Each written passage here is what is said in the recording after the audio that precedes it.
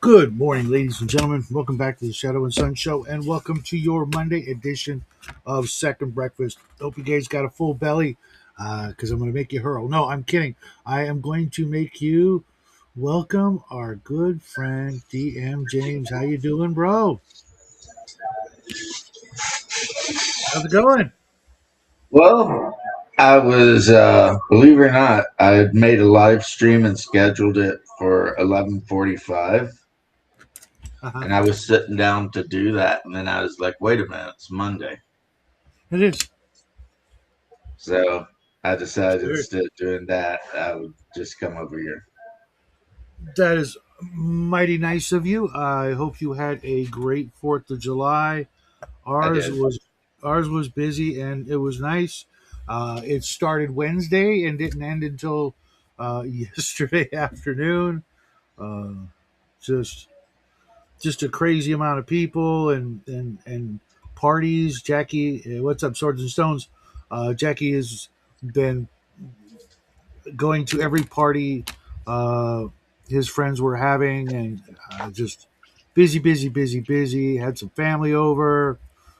Just nice fireworks shows in our area, and after that, we lit off some dorky fireworks and highly anticlimactic. But you know how I am in traditions. I'm gonna buy fireworks even if excuse me. Oh my god, I'm gonna buy them even if they suck, and then I'm gonna light them off because that's what you do when you're proud to be an American, I guess. Okay. Yeah. And I saw Hungar was trying to make me jealous with His his Roman Roman candle. candles. Oh man, those are my favorite, man. Just rubbing it in, man. Just rubbing it in. So, what are you working on today? I am working on taking the paint off some minis. You ever have that thing where you use some rattle can primer and it turns out looking like sand? Yep. So I'm throwing them in IPA and it's working. And not only that, but it removes the sandy crap and actually leaves a pretty nice thinner left to go about and do my regular business. Later on today, I'm gonna try and take some glamour shots of the stuff I've been working on and kind of finished. These two bruisers here, an ogre, Nice. his minotaur sidekick, and a bunch of other stuff I got from the Dungeon Dwellers Kickstarter. Uh, kind of kind of amazed how quickly I banged those out. They're just regular Reaper, odds and ends, nothing special.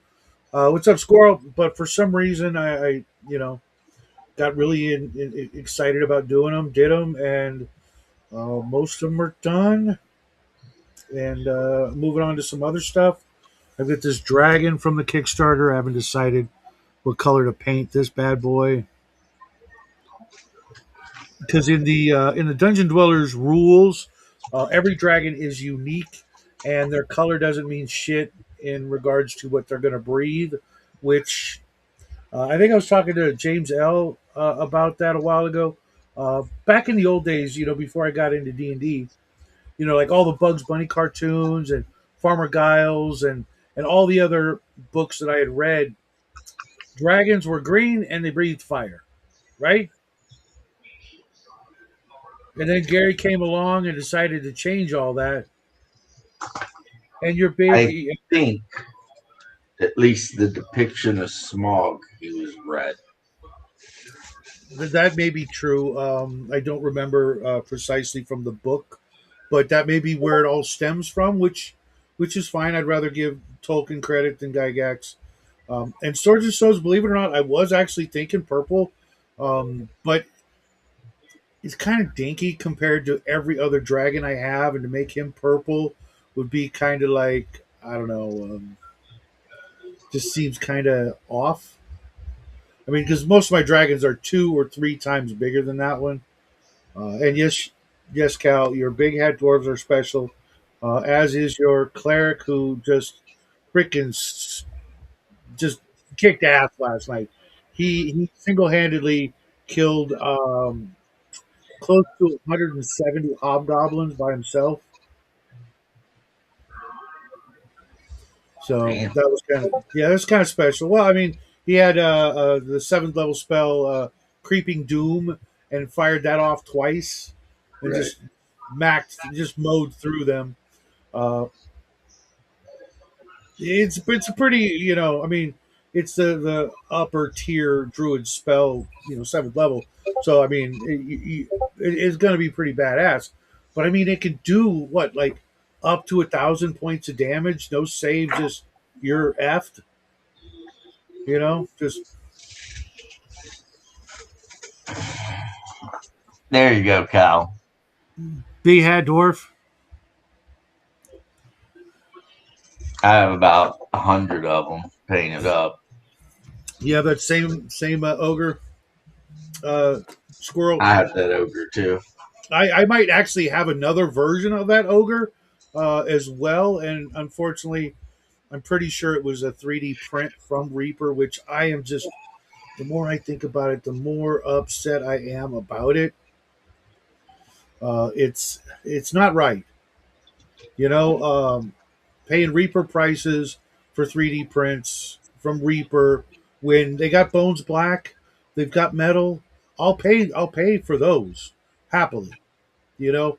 But slipping them into a Kickstarter without telling us in the Kickstarter, we all thought, as a matter of fact, I can prove that we were led to believe they'd be regular, at least Bones Black, because on the Kickstarter, Reaper has this special way of denoting figures that are made out of their clear plastic. They paint them in like a white and blue sort of, ghostly look to them. And one of the Right. minis on the Kickstarter page, the Banshee was depicted like that. When I got the Banshee, she was a 3D print with supports still on it. You know what I mean? And I'm like, what the shit? It's supposed to be clear plastic. It's supposed to be at the least uh, take care of swords and stones. At the very least, give us a Bones Black. Thank God it wasn't a Bones White, or I would have freaking lit them on fire and filmed it. So you're disappointed. I'm sure I'm not alone. They sold, hundreds, if not thousands, of that Kickstarter set. Um, yeah, Cal. As you know, I do in my world. They're very unpredictable and they're very mutated and very different. So that you don't know exactly what to expect. I kind of went through the Monster Manual years ago and went and made little changes to everything because after 20 years, players can quote exactly what this thing's treasure type is and shit. It's like no, no, no, gotta mix that up a little. Gotta make them my own and change them up a bit. I need to put this That's a note. good idea. But other than that, no Saturday game and nothing Hey, big coming up this week. Regular stuff that I do on the channel. Got a lot of reading to catch up on. Hopefully, I can get that done. But with the wife home, there's a good chance that my whole schedule is going to be kind of full of honeydew lists. you gotta do what you gotta do. So, how about you? You got anything special going on? If I do, my wife hasn't told me yet. Okay. So yeah, I usually she tells me like 3 months ahead, and then I forget, Oh and then yeah. she tells me like the night before, Uh huh. and then I'm like, "Why are you telling me now? Why didn't you tell me?" And she's like, I did. And I'm like, oh shit, I forgot. Okay. Yeah, I like a week at least, notice, and maybe a couple of subtle hints in between that time and the actual, T minus, so that, I'm not completely hit flat footed and, can adjust accordingly. But I I mean, got it's so many figures I need to take pictures of to put on Discord. feel free to share them on mine. I've got at least 30 or 40 on my desk right now that I got to take down and set up the little, you know, thing and take pictures of them. Then, uh, like I was saying yesterday, the surefire way to find out what I did wrong is to post pictures of them and wait for Bo to critique them. Uh, Um, because he will, or he'll just say they look fine, which means they look like shit and he could do better. Um, some people are just talented, man. yeah, like Cal here. Yeah. I like to think my talent lies in color choices, what I choose to paint things more than the actual skill. And a lot of times, like this Minotaur. I mean, I did not pick any special colors whatsoever. I picked everything exactly as you'd expect it. Nice. Yeah. He has a name, That is. Achilles. Oh, okay, okay. It threw me off because it doesn't look anything like Ellen Page. Just what the actual f was that? That's just me doing like,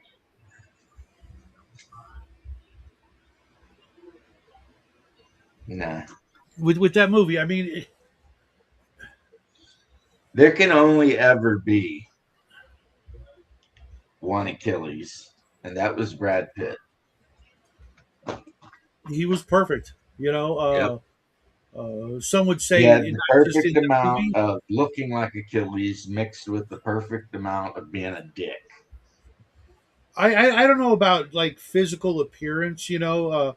Whether he was swarthier in real life. Well, That according to the writings, he was blonde haired, and his mother was Maine. then you really couldn't ask for more, could you?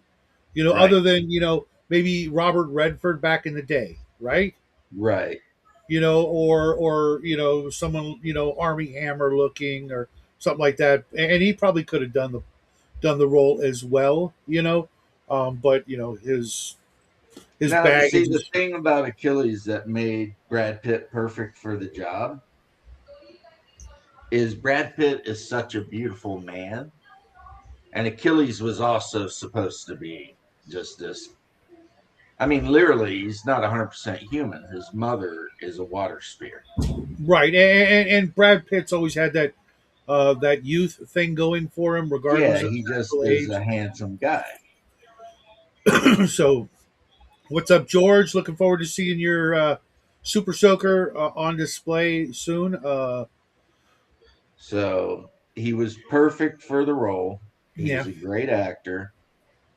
This Ellen Page thing, I don't know what they're thinking. Part of me wonders if they want the movie to flop like the producers, you know?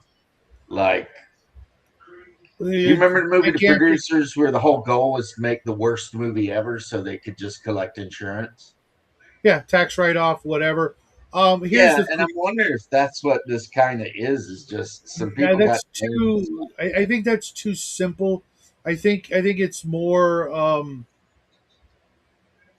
There's more spite involved. You know what I mean? There's actual you know like Well, negative the reason energy. I'm surprised though, Shadow, is the director. He's done tons of movies. He's never really been known for this. You Mhm. know, this isn't something that he typically does. And So for this to happen, it's kind of, I have to say, a little shocking. Even, it's like, Well, every character in it seems like who can we get to piss as many people off as possible? well, one of the things that I thought was extra special about it is that, and of course I'm being whatever, is Facetious. instead of using the actual Odyssey, Yeah. they got the Odyssey rewritten through a feminist lens book, Hmm. and that's what they're using. And it's like, but the original actually exists. You could just do that, right? So that's kind of a thing that I'm like, why would you do that? But I know the Metatron has been no end of going after it because, being a Sicilian Right. and speaking, Italian, but the thing with Sicilians is the ones that aren't mostly African or mostly Greek.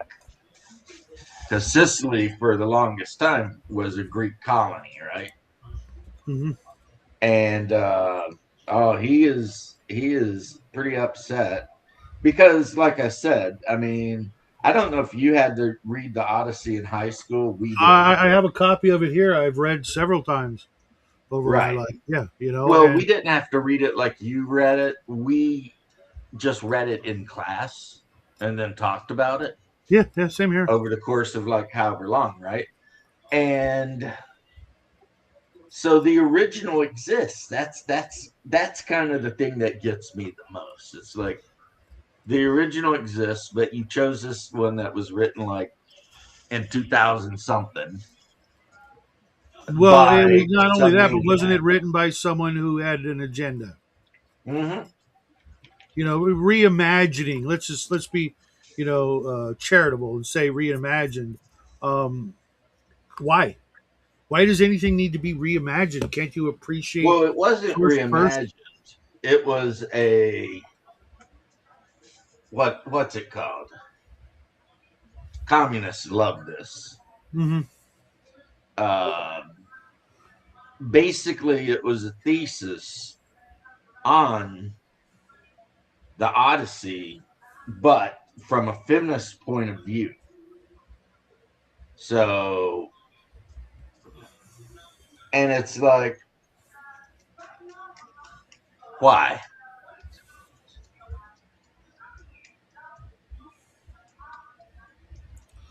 I'm looking forward to that squirrel. Uh, George Alexopoulos wrote the Twitter that Iliad is the perspective of Athena, which I mean, which is a little weird when you consider how little she's in the damn book, mhm. Well, right? I mean, considering who Athena was supposed to be, um, you Well, the know, goddess of wisdom and military tacticians and stuff. Nah, see, I'm not going with any of this modern trend. None of it. The Iliad is about, and maybe it's because I'm a simple hillbilly. The Iliad is about Odysseus trying to go home. I think it really is that simple. It's just a story of a man who wants to go home to his wife, but he pissed off Poseidon. Paul, long time no see, man. Because patriarchy. Who's to say the Medusa was evil? There was that argument a while back, and I remember on Twitter somebody posted a picture with like a A-B kind of thing, and it was like, who was the good guy here? And it had Jason beheading the Medusa. I said Jason, obviously, but so yeah, it doesn't matter to me if the guy is conservative, not conservative, whatever. I read it, the Odyssey, and I'm telling you, it is my opinion, though I'm not, you know, a lettered man, as they would say, that it's a lot more simple than people are letting on. It's about a guy trying to go home, except Poseidon keeps effing with him Hmm. because of what went on at Troy and all that. And yeah, we can blame the mother, Paul. That's there is no reason. I mean, unless you like are, scrubbing the kid's head and you get behind the ear and you see the 666. There's no reason. Well, You know what I mean? Paul, that's already been a thing, and of all the companies to do it, it's Disney. Think about the Disney movies that they've put out. They put out freaking Wicked. They put out Maleficent. They put out the one about the chick that wanted to skin all the dogs. Hmm. Um, and they've tried to rewrite them all as like sympathetic villains or something. But the thing is, Maleficent was straight up in the original story, like evil, super evil, you Agreed, Paul. know. And Cruella de Vil. I mean, what do you say about a crazy bitch that literally wants to skin and make coats out of 99 puppies? Puppies, or 101. 101. I mean, it's like, I can't think of much more evil than that. Killing and skinning 101 puppies. Well, I that was bet that's the I bet that's if you think of the most evil people in history, and I'm not going to name the obvious one because of obvious, right, Stalin would probably not have 101 puppy skinned, right. and that And I guy think killed I think you were right the first time. It's 99 puppies, and the mom and the dad make it 101. regardless. But Even right, no Stalin one, only wouldn't have only done that. I mean, only a woman would think of something like that to make a fashion accessory. You know what I mean? Because of the pattern or whatever. No dude's ever going to go, yeah, you know what? I need a new jacket. You just go to the freaking store and buy a jacket. You know what I mean? You don't go looking at like, oh, hey, there's something innocent and lovely and wonderful, and who wouldn't just freaking jump at the opportunity to spend the day in a park with 99 freaking Dalmatian how puppies, you doing, Paul and and a George? pocket full of I fortunes. see you guys. I see you guys. That is why of all of Disney's bad guys, I think Cruella de Vil is by far the worst. Um, Here's the thing. She's the most cruel and sadistic, but like Maleficent and some of the other ones that actually had like some supernatural power, Ursula, etc. The evil they could have done with a different brain with the same power is debatably, way more widespread. You know what I mean? If Yeah. Cruella Oh Deville, I no, mean, I totally if get that. But here's the thing: but when it just Maleficent, comes to depravity, she takes the cake. right? Maleficent wanted to curse a princess because she felt away, And if and given the Wicked chance, wanted to rule her part of Oz mhm, because they split Oz. Right? You had the two good ones and two evil ones. mhm. Ursula didn't fuck with you unless you sought her out, and then she'd make you a Faustian contract. Oh, I could see multiples of those, Which villains. don't I'm not saying Ursula's a good person. She's No, no, absolutely, no, no, no, no. but you had to But I hunt could, her down.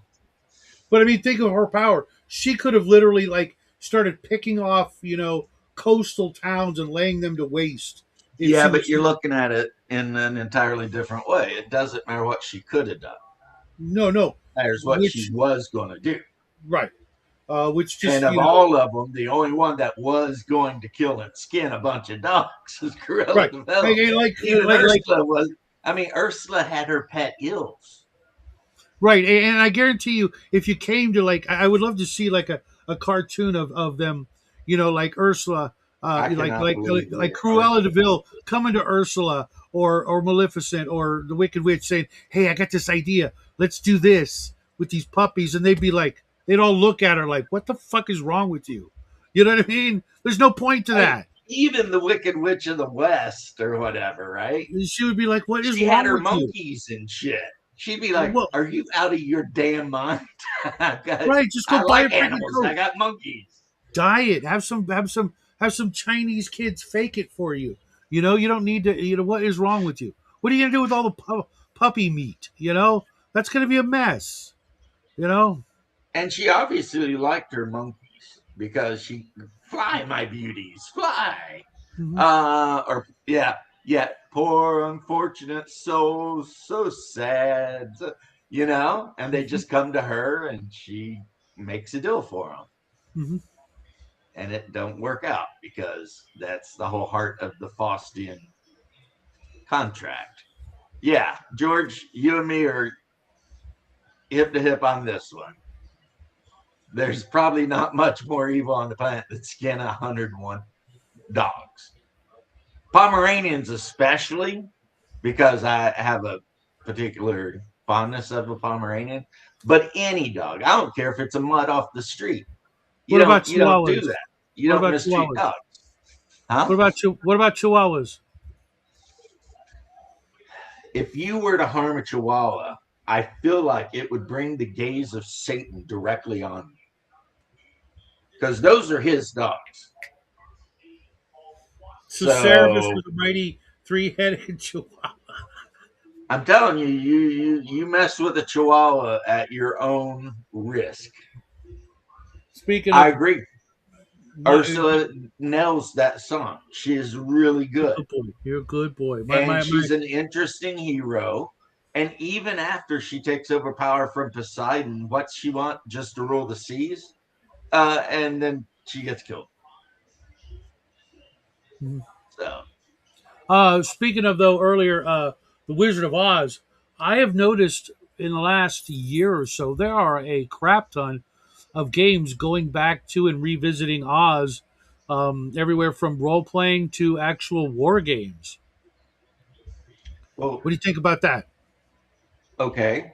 A lot of people, myself mostly included, Mm-hmm. didn't know there were like 7 Oz books. Mm-hmm. See, a lot of people, specifically myself, thought it was a movie Mm-hmm. and was unaware that there are literally a series of books. Mm-hmm. I didn't know that. So I mean, it's not my thing, but then again, I don't know. I think A here's game here. setting set in Oz where you have the Emerald City and then the places like split between the evil and the good witches, and you're an adventurer, and maybe you can go to the town where the Lollipop Guild is and get some lollipops or something. And I mean, maybe in a way that could actually be kind of a cool role playing game. There are like, did you ever see the Sci-Fi Channel Tin Man? I did. There's also um, the thought that if you look into the original Oz books, they were kind of scary, kind of grim. And I heard they Hollywood, were very dark. I've never read and it. and if that is in fact the case, and I can throw in something like the Headless Horseman or some other bad guys with pumpkin heads or other things, like an Well, army of hold mechanical on. An army up is easy. You remember the one? Oh, we hobgoblins. If those oh. weren't hobgoblins, I don't know what they were. I don't know what the hell they were, They but could have been gnolls, maybe, because they were kind of no, they're not skinny. gnolls because Okay. they were definitely not animal faced, and they were dressed like Russian guards with the big halberds, Hmm. but they weren't. I don't know if they were human either. No, no, they But had like the bluish point I'm skin. making though is if your adventures start climbing up those mountains towards the Wicked Witch's castle, Hmm. God only knows what kind of shit is up there. Hmm. And if you go into the forest, you might get apples thrown at you by mean Oh, ass I apple forgot about trees. those guys. I was thinking, like the Tin Man, the Tin Woodsman. Maybe there was like a whole you know place where there were more of them. Because from reading this book James sent me, there's like a whole bunch of factions and kingdoms besides just Oz, etc. And a lot of different factions and armies that you could get behind and war game it out. Well, Right. I'm just spitballing here based on what you're telling me. But I would say this: if someone invented the Tin Man, then there's no reason they couldn't invented 100 of you, Mm-hmm. right? I mean, Mm-hmm. just like the Scarecrow. Mm-hmm. Obviously, someone took a Scarecrow and enchanted it Mm-hmm. for some reason. And I don't know about you, but I wrote last year. I wrote a horror story about kind of a scarecrow, but not. He wasn't actually the monster, if you will. He was just like a symbol. Anyways, scarecrows have always had a supernatural element, some sort of fear involved in the whole process. Whether it to be to scare intruders, whether they be two legged or four legged or winged or what have you. They were a symbol of fear, and that alone allows you to input other aspects of terror into it. You've got Well, to the human mind, obviously, a Scarecrow is going to be creepy, hmm mainly because it looks human, hmm and but it's not, and hmm that causes all kinds of weird God flashes know going God on. only knows what sort of unclean spirit could be in there, right? Hey, I mean, remember Jeepers Creepers? He was hiding in a scarecrow for 27 years. hmm And I think the first movie or the second one. It's been a while. I only saw the first one, but it was it was creepy. Well, it turns out he is actually like an Aztec god, or at least the Aztecs worshipped him. And he only wakes up every 27 years to replace parts of himself hmm that are getting old. And so, like, if he needs new eyeballs, he just rips your eyeballs out and then he puts them in him. hmm He can just replace every part and therefore be immortal. Yeah, I saw that, George. Yeah. Speaking of Texas, right? A lot of political. See, I've never read any of it. There's another place that could be fun. Always a big fan of the Robin Williams Peter Pan movie. It's one of my favorite movies of all time, actually. Um, so I could see both those stories uh, being originally darker than anything we ever got in the theaters or what have you from Disney, etc.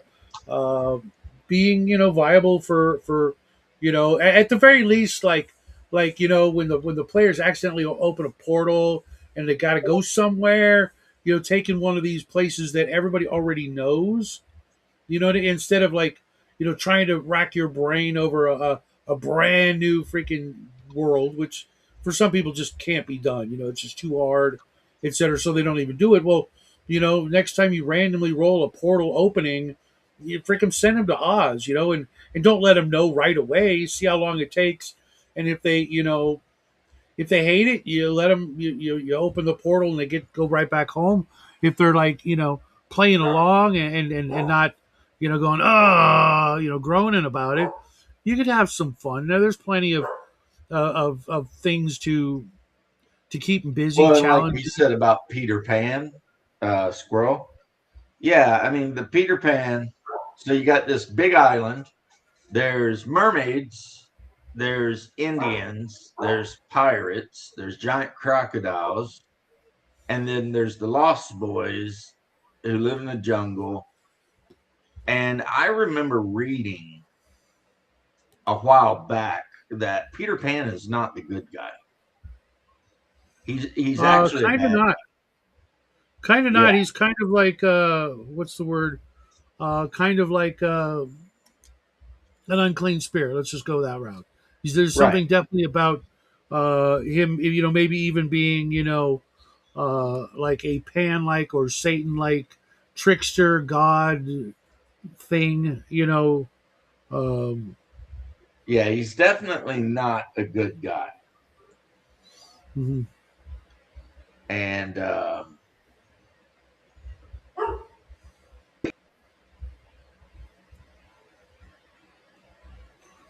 I mean, I don't know if I'm the right DM to even try it, but I think the right DM, if they could really sell it and make it sound serious and not like a joke, that would probably be a lot of fun.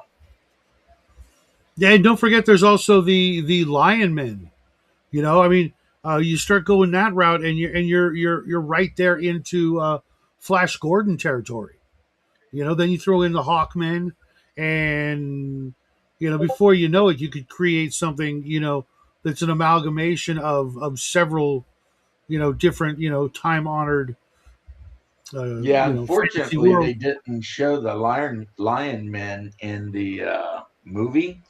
They replaced them with the black guys, the Okay, Prince of Argentia, and they're like, and Ming makes him stab himself or whatever. okay. I Yeah, haven't finished because reading they didn't the have Flash. the budget to make lion men, so they just made a bunch of black guys wearing gold, and yeah, they weren't around for long though. They got murdered. Mhm. Murdered.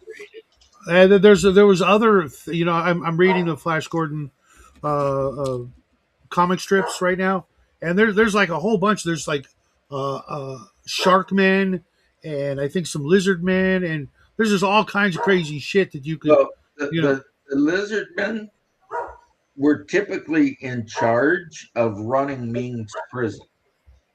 Mhm. So, and they were in the TV show, even though the costume was stupid because you could see the guy's eyes in the mouth. Mhm. There You was know. also those rock men, that could meld into the walls of the caves. Well, the thing with Flash Gordon over the past 100 years, Almost, yeah. yeah, there's been a lot of things. A lot of things. I mean, Hmm. I do remember in one of the animated series I saw, Hmm. um, Flash Gordon ends up making like besties with a lion man, and then him and this That lion, was early in the comic strips as well. yeah, him and the lion man run around and they get in all kinds of stuff, and then Hmm. like they go into a prison and the prisons are all being ran by the lizard people. Like the lizard people in that animated show, they were like 100% Ming's people, they were running around doing all of Ming's dirty work for him. um, and the lion men were in revolt. So yeah. I keep trying to find the Fantasy Games Unlimited Flash Gordon role playing game, but it's always about $85 for about 50 pages, and I'm like, yeah, I bet I could probably do just as well on my own. But it is one of those things that's on my list, um, because I, I it's just got I so. just don't even know. Like it's like I like Flash Gordon a lot, but I don't know if I'm even would even care enough about wanting to role play in the Flash Gordon setting. It's like uh just not terribly my thing, It's like I bought all of the One Ring books and I still collect them. Mhm. Mainly because I love to read them. And the Moria book is super so good, right? But I remember uh, the Merp version was one of my favorites as well, and I wish I would have never got rid of those, but I did, like a moron. And uh-huh. now I couldn't.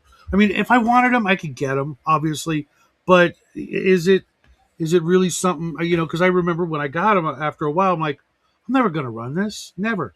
So Exactly. same thing with Stormbringer and Elric, never gonna run it. And there's other IPs that I'm never going to run, but I tell you this much: there's a whole lot of stuff I would steal from Flash Gordon. Maybe never run it, but there's a whole lot of stuff I would steal, borrow, whatever you want to call it. And yeah, Timothy Dalton was great.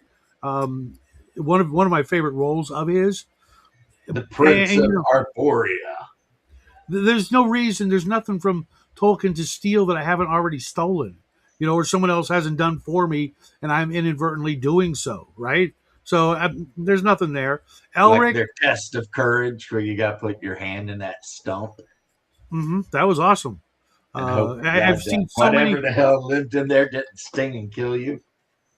It's funny too because I've seen like several times in movies or cartoons or whatever where people parody that thing, that scene for some reason. And I'm like, of all the scenes to parody, that's kind of an odd one, but okay. Um, I will tell you a thing that I'm not sure about, but I think is true. I almost could swear that Riff Raff from the Rocky Horror Picture Show is in the Flash Gordon movie as oh, one he of is. the He is. men on our Arborea. He absolutely is. He absolutely is. So yeah, I, that's that good. was a So I wasn't that was a piece hallucinating. of that was a piece of lore from my Rocky Horror days, not Flash Gordon, but yeah, people used to talk about that. There's like one of the few things he's ever done. I also want to say he was, but I know he wasn't.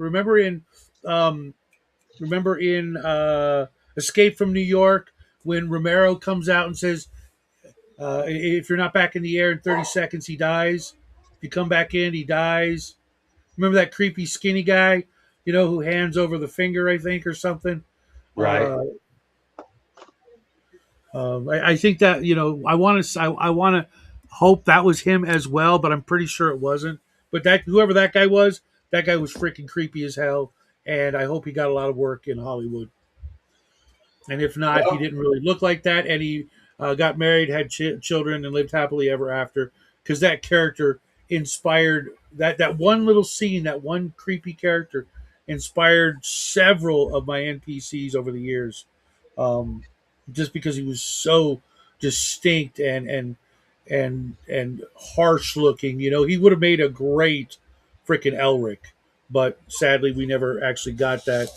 Um, and as time goes by, I'm less fond of the whole Elric, Michael Moorcock stories. There's a few things I really still enjoy about it, but it's like, how when something you like gets like super super popular, you're like no longer as into it as you used to be because it no longer matters. yeah, You know that's what I called mean? being a hipster. Right, right. So there's a lot of that I have to deal with, and Elric is one of those things as well that I'm just like been done to death. See, I I'm lucky. I appreciate. never liked it. Well, I mean, the same with Lovecraft and sometimes Conan. I'm like, yeah, enough already. Can just get it. It was great, but you're like kind of ruining it by obsessing over it. You know, um, I get where people, it may be someone's absolute favorite aspect of fiction, um, but um, I don't have that one thing. There's so many things out there that are great, um, and different times a year. It's like, okay, it's September. Let's do Conan. It's springtime. It's like March or April. Yeah, I'm just not into it. Hit me back up in September, or like doing Halloween in July. It's like it's just not. It's too soon. I saw freaking Christmas decorations up when I was at the store this weekend. Seems a bit early to me, but You know where I saw that? Freaking Hobby Lobby already had Christmas and Thanksgiving stuff set up. oh, I believe it. I was like, "You're fucking shitting me, right?" I was talking to this black lady at the store, and we were both just shaking our head. And I'm like, they keep this up. In a couple of years, they'll actually, get it right, and they'll get Christmas in December. You know, because she was bitching about, hey, what happens in December when I'm in the mood to buy Christmas decorations and they're all sold out, or they've been moved out for what, Valentine's Day or some shit. It's a little heavy handed pushing it in freaking July, or not even July, June, June, July, August, September, October, November, December, 6 months early. What the hell? Well, what kind Brad of Pitt is Elric. I mean, Brad Pitt can play any role, but I don't think he's got the look for Elric. no, no. I think as much as I despise him, Johnny Depp would play a better Elric. To play Elric, you would need somebody tall and almost cadaverous looking. Yeah, whoever it was would have to lose all of their weight. Yeah, they would have to be exceptionally skinny.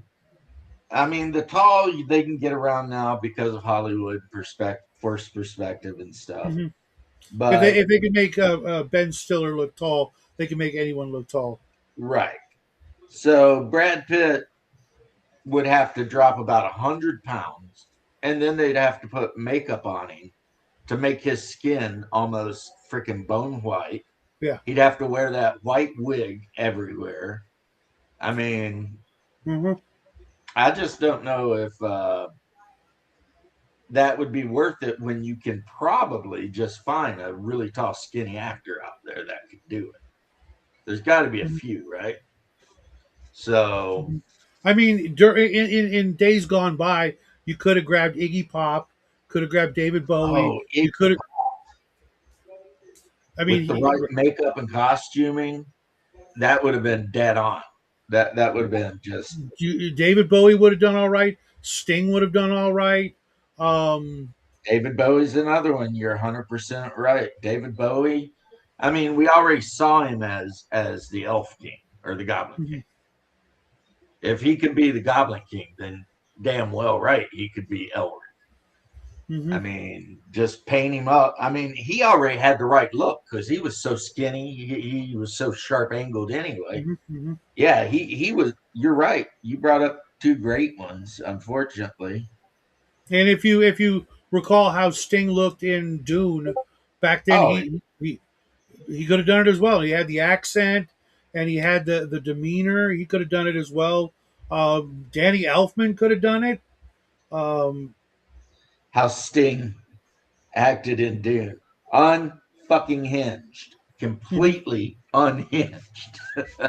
mhm. The Sci-Fi Channel Dune is better, and they got the guy they got to play Fade.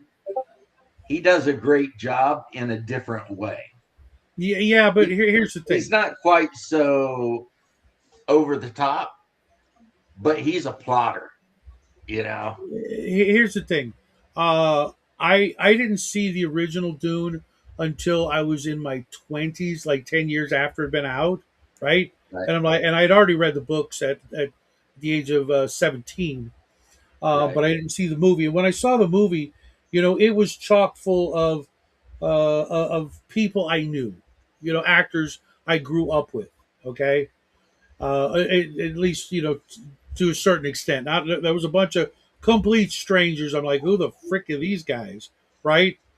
But uh, I tried watching the Sci-Fi Channel one, and I'm like, I don't know who any of these people are.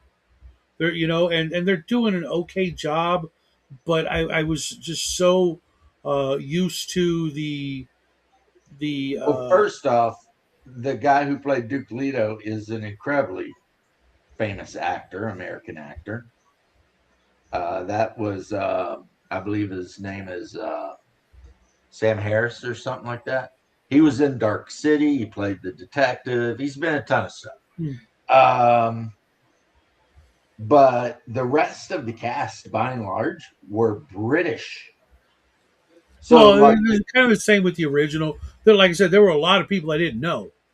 Well, But okay, the Baron Harkonnen, that guy has been in at least 3 or 4 British series that I've which watched. version? The Lynch version? No, no, the sci-fi version Hmm. with the curly red hair and like flamboyantly gay and everything. I He noticed out of it real. he has been in. He's in the series Doc Martin. He's in. Really? Oh, okay. I used to watch that all the time. Yeah, he plays the guy that owns the fishing shop. I The don't remember fat that. guy that owns the fishing shop, and he's got kind of a goofball dad or son. Oh, yeah, yeah, yeah, yeah, yeah. It's been a Oh, long that dude, time. that dude is in everything. But that was the thing with the made for sci-fi Dune is they just hired a shit ton of English people, like right off the BBC. They're like, "Come on in, man." I couldn't get into it because uh, it was sporadic when it was on, and I had gotten Right. so used to the aesthetics of the Lynch version. You know, the backgrounds, the scenery, and in the Sci-Fi Channel one, just the whole area was like it was too bright and cheery. You know what I mean? Like it was like they were trying to Too make a clean. like a cyberpunk. They're like they Yeah, were it's trying to too do clean. like a cyberpunk TV show or something, which would have been fine. You know, I loved what the fuck was that one? Altered Carbon and a few other shows like that, where that's fine. You know, but I just couldn't get into it. And then the new one, it's like, um, Let me see what I'm doing here.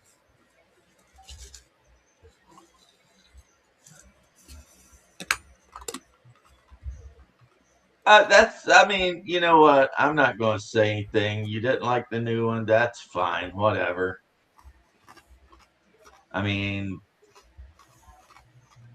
right? well,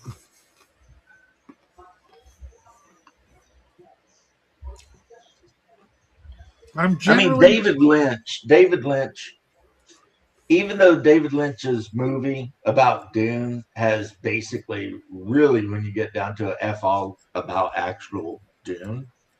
what are you talking about? Um, huh? What are you talking about? I hear people say that, and I'm like, there may be some little tiny things that are different, but for No, the there's some most part, huge things that are different. well, I don't know Huge. what you mean by huge because, um, In Dune, the Spacers Guild could not bend space. They yeah, basically did the math so the ship could get moved through space without hitting something. okay, Now, that Hubbard like doesn't change the Hubbard story. like Lynch's version so well he capped it. Uh, oh no, there's tons of stuff like the sound weapons, the heart Huh. plugs, the Baron Uh, being the way he was. That's what do you not. mean? He was totally. Uh, No, he was not. The Sci-Fi Channel got the Baron 100% correct. He was a flamboyant gay man who dressed in very fancy clothes and had a penchant for drugging young boys. huh. Yeah, he was not a good guy. Yeah, that's not all that different from. In the new one, he pulls somebody's heart plug out. He did that Who in the cares? original. No, I'm saying in the original, he pulls that person's heart plug out. It's like, who cares? Right, right, right. Who gives a shit? That's nothing, right? And then in the original, they tried to make him way more intimidating than he actually should have been. Or I not the just saw him original, the new one. The new one. in I'm the getting original. He was confused. just gross. You know, that's all I saw him is just disgusting. Do you know why he had that face issue? Hmm. That was from the books. He had made a deal with Mohiam, the one who ends up being the Reverend sister, whatever, to have sex with her to have a kid, and it doesn't take. So she goes back, and he is exceptionally rough on her. So she alters her genetics so that she passes on a virus to him that will make him that way.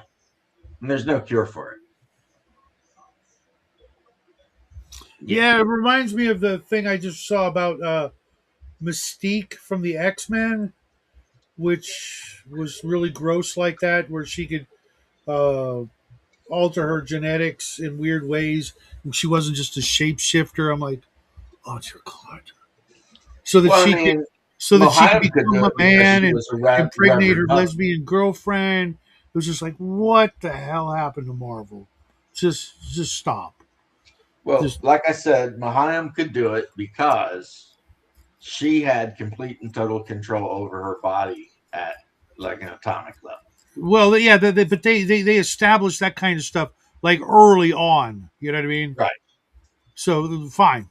I'm Now, not your girl shocked Mystique, or I appalled. don't know what her deal is.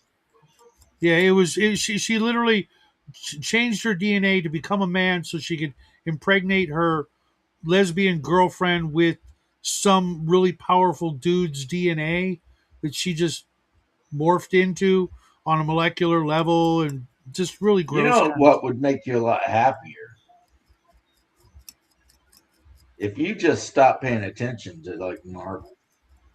Yeah, yeah, yeah.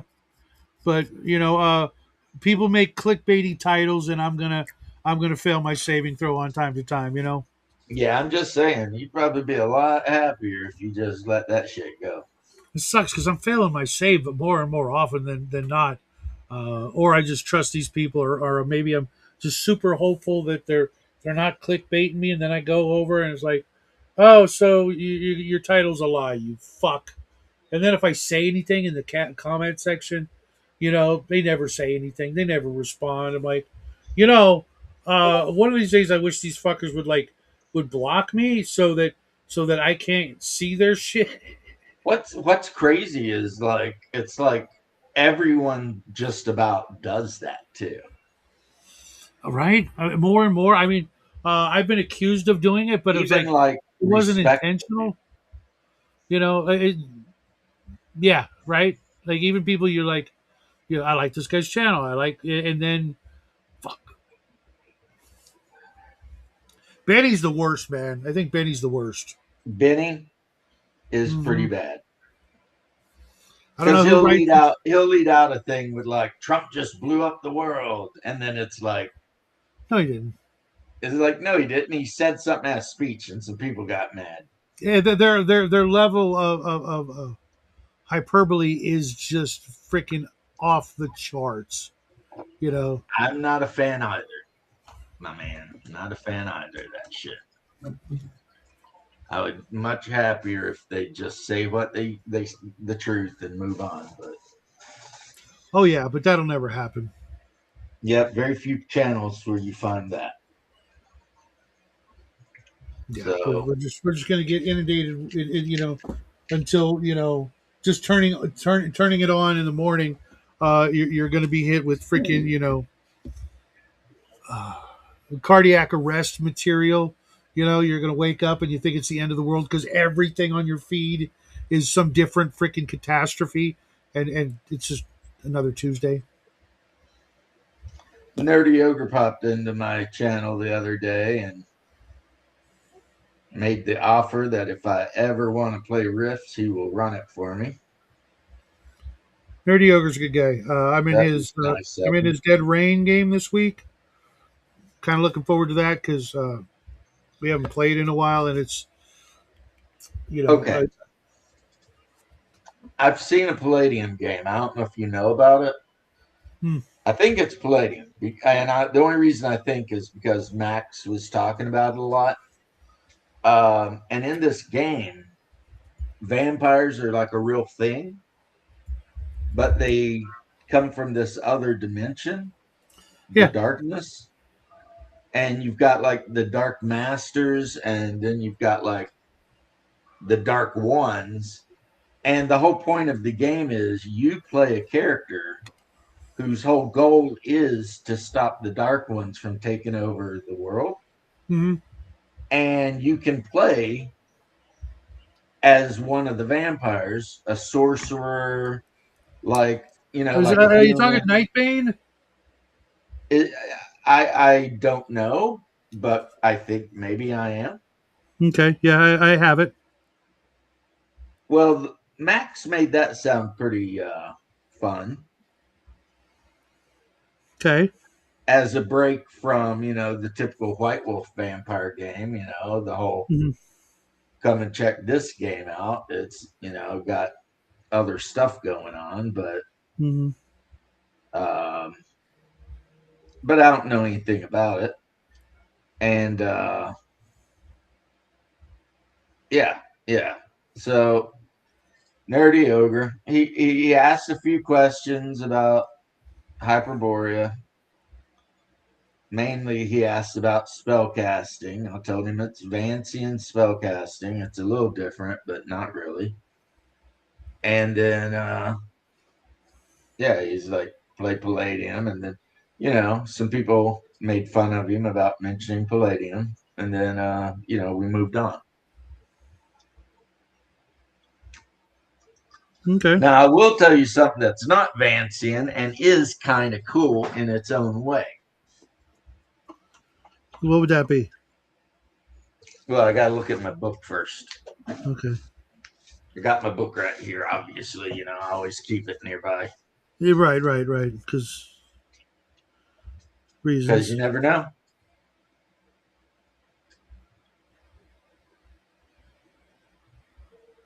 All right, so the ranger at level 7 gets a druid spell. Nice. So in this game, most spells, when they have like a, let me look at it. Okay, fireball. Instead of fireball saying level times dice 6 for damage, Sure. it says caster ability times 6 for damage. And why that's important is your straight up mage, every time they level up, right, their caster ability goes up. So how is it But, different? huh? So how is it different than just saying level? Because um, the subclasses do not work that way. Okay. So let's say you're So playing Hal. there are instances where some people don't progress as their level. Right. Like So a Paladin paladin's gets turn undead caster ability. ability 1 at level 7. So if he casts a spell that has a caster ability times whatever 1, even though he's Mhm. level 7, you see what I mean? Yeah, yeah, So, like the paladin's turn undead ability. well, no, the turn undead, that's an innate ability. But a good No, one I know, but the paladin's turn undead ability is X levels below his actual level. right, right. So it's like that. And so all of your different, like mostly thief, but maybe with a dash of spellcaster tossed in, right? Uh huh. They typically do not get the same progression in caster level. Like the assassin. So, well, the assassins get 0, but No, their thieving abilities are 3 levels below their actual level or some shit like that. well, not in this. No, no, not in this one. But okay, we've got the purloiner, which is a thief subclass, thief mage, basically, or thief cleric, and its caster level goes up as it levels. Its turning ability starts out 2 levels lower, like you were saying, Uh huh. and then its fighting ability is not very good either. So so you have the ledger domainist, and I think that's um, the fighter. Uh, no, that's the thief mage. And the other thing in this game that might be different is Okay, we've got the bard over here. Casting ability is good. Fighting ability sucks. And he gets to choose spells from the druid or the illusionist spell list. Pretty good. But it kind of, and I know exactly what you're saying. Like, how does this matter? It does matter though. So instead of having a matrix like AD&D, there's only one matrix. You know what I mean? And it's Mhm. basically like a level 1 fighter. So Thaco 19, let's say. As you level, depending on your class, you can your fighting ability goes up. Yeah, they just And put the math on the character page right. instead of So when you roll to attack, you add your fighter ability to your die roll. the And if it same as beats the Castles and number, Crusade. you did it. Huh? Same as Castles and Crusade. Yeah, I guess so. I mean, yeah. Yeah, your fight your Thaco starts at like X, and every level you get +1 as a fighter. Everybody else gets +1 at alternating, or every 4 levels, every 3 levels, etc. Instead of like the fighter, so that the fighter has something that he's better at than everybody else. But that's usually like that's it. Well, like They're I better to told hit. you, this game is not groundbreaking. It's just a better written game, rules wise, than a lot of other rules. Um, but there's not a lot of stuff in the game that someone like you who've been playing every version of D&D your whole life is going to be like, well, wow, that is the best thing ever. There are a lot of things in there that someone like you are going to say, well, yeah, that makes a lot of sense. I could probably use that in my AD&D game, which is why I'm so surprised you got rid of the player's handbook, Uh, since every one of the classes in the player's handbook could be played in AD&D uh, without changing anything. well, here's the thing: as much as I love AD&D, because it's my first game. I thought that was your go-to game. Well, it is because Arduin's not out, and it does things that no other game does, or every other game. I'm getting ready to talk about that in a video. I've noticed that every game that has come out has taken away more and more of the good stuff that I like and replaced it with just making it more difficult, and I call punitive, in rules mechanics than making it more exciting from content, as in originality. Um, Second edition started by making the treasure type weaker. Everything's identical except the percentages are identical, but what you find was cut in half almost exactly. The fireball type damage was cut and limited to 10th level. That didn't make it any more unique. It just made it harder. And while I get why they did it for players can only cast a 10d6 fireball. Okay, yeah, but now your lich can only cast a 10d6 fireball. And when my 32nd level lich comes up on a party of 12th levelers, him being able to cast that 36 die fireball would put some fear into their asses, because they're like, they know he's like, let's say they got an idea he's over 30th level, because the last time they tangled with him, they saw me roll 25 or 30 dice. And they're like, yeah, that's enough damage to kill all of us all at once. We need to spread out, etc. You know what I mean? Well, suddenly he can only do 10 dice 6, and they just laugh at him and just charge his ass. You know what I mean? Because most of the fighters could take the 10d6 because they're like, 10d10 hit die creatures. So Hey, I've Dean noticed, Paul, how you hey, doing, what's up, sir? man? So I've noticed that like every game after that just made things, uh, you know, more that made the numbers more in the favor of failure, and thinking that was um, better and more challenging. When in my day, what made things challenging wasn't the numbers; it was the composition, right? Mm. Like what you ran into wasn't just a bunch of let's say orcs. Well, there was some orcs. There might be a wizard leading them. There might be a couple of ogres hanging out with them. There might be some Lacrota, whatever those weird dogs were, or maybe there's goblins and freaking wargs as well. It was a mixture of things, like a wide variety. Your encounter wasn't just like X. It's like 12 orcs, that's your encounter.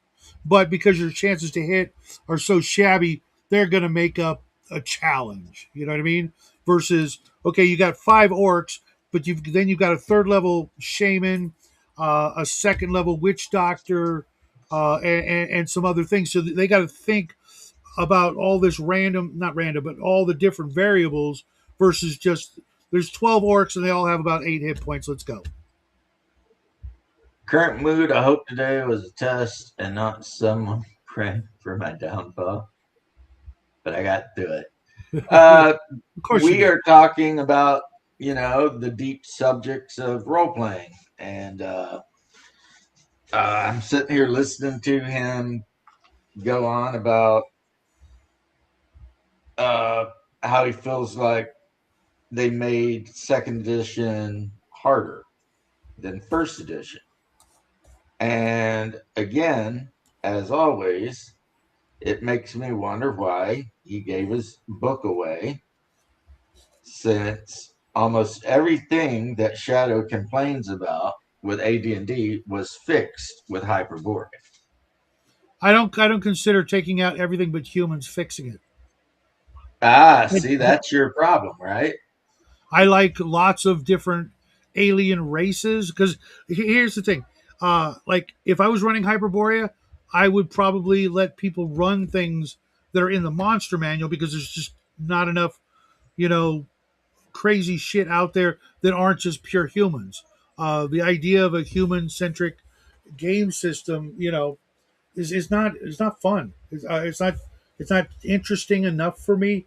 I'm used to stories and games where there's a bunch of different races and cultures trying to work together to save the world from some other races and cultures. You know what I mean? So, okay, taking that into consideration, you could have added those demi.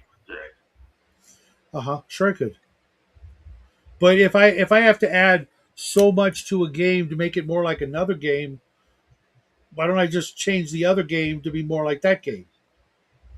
Exactly. That was that. You're kind of, now you're getting my point, right? Well, It's no. like Why if wouldn't you I don't just change D&D? Why wouldn't I just change D&D to be more like Hyperborea if that's what I wanted? If that exactly. was what I don't know that I haven't. I just know that when a game tells me Yeah. it's a Why sci-fi, didn't you give your mages a shit ton of abilities just for free at level one that they should have um, always had, like read magic and write because I scrolls? kind of did. I kind of do. What I do is uh, when I give my See, first we're level back master, on the mage thing because Hyperborea, I think, really does fix mages a lot um, yeah, but here's the thing: compared to old school AD&D. it doesn't have elves, dwarves, gnomes, hobbits, fraint, kobolds, ogres, half giants, It has lizard ogres, it has giants, as playable has character orcs. races, as Huh? character races. Well, you're the GM. If you want that to be a thing, let it be a thing. That's Arduin. It's already done. Yeah. So And I, I one day do. when it comes out, it'll be the best day ever. Well, here's the thing. The original Arduin was meant to be a supplement for AD&D. So the Mhm. entire time I've been playing since '79, my core rulebooks included Arduin as core rulebooks. Just most of my players didn't have the wherewithal to go and get those as core rulebooks, so they kind of ended up just being, uh, core DMG, supplements as opposed to, Shadow, I'm you not know, being a smartass. The day Arduin comes out and you have it in your hands, I will be a very happy guy for you. um, me too. Mind you, no game is perfect, and even it. being a member of the playtest team, I will. There's some things I won't do.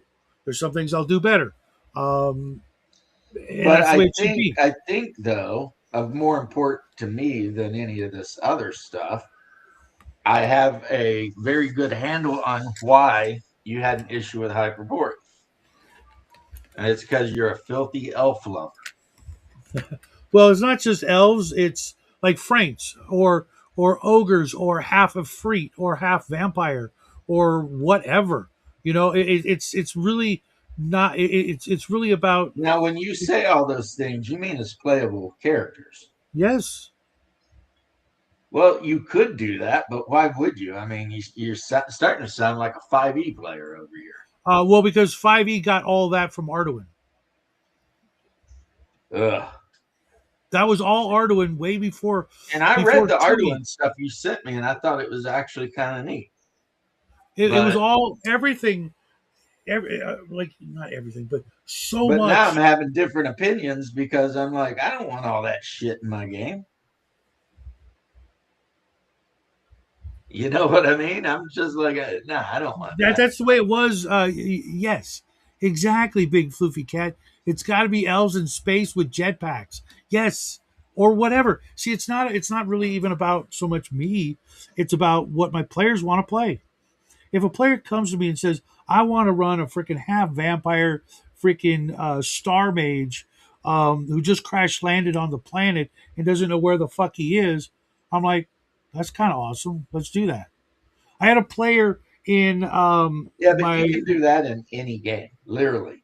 right, but a lot of games say no. You know what I mean? Well, let me tell you something. Hyperborea says no to nothing.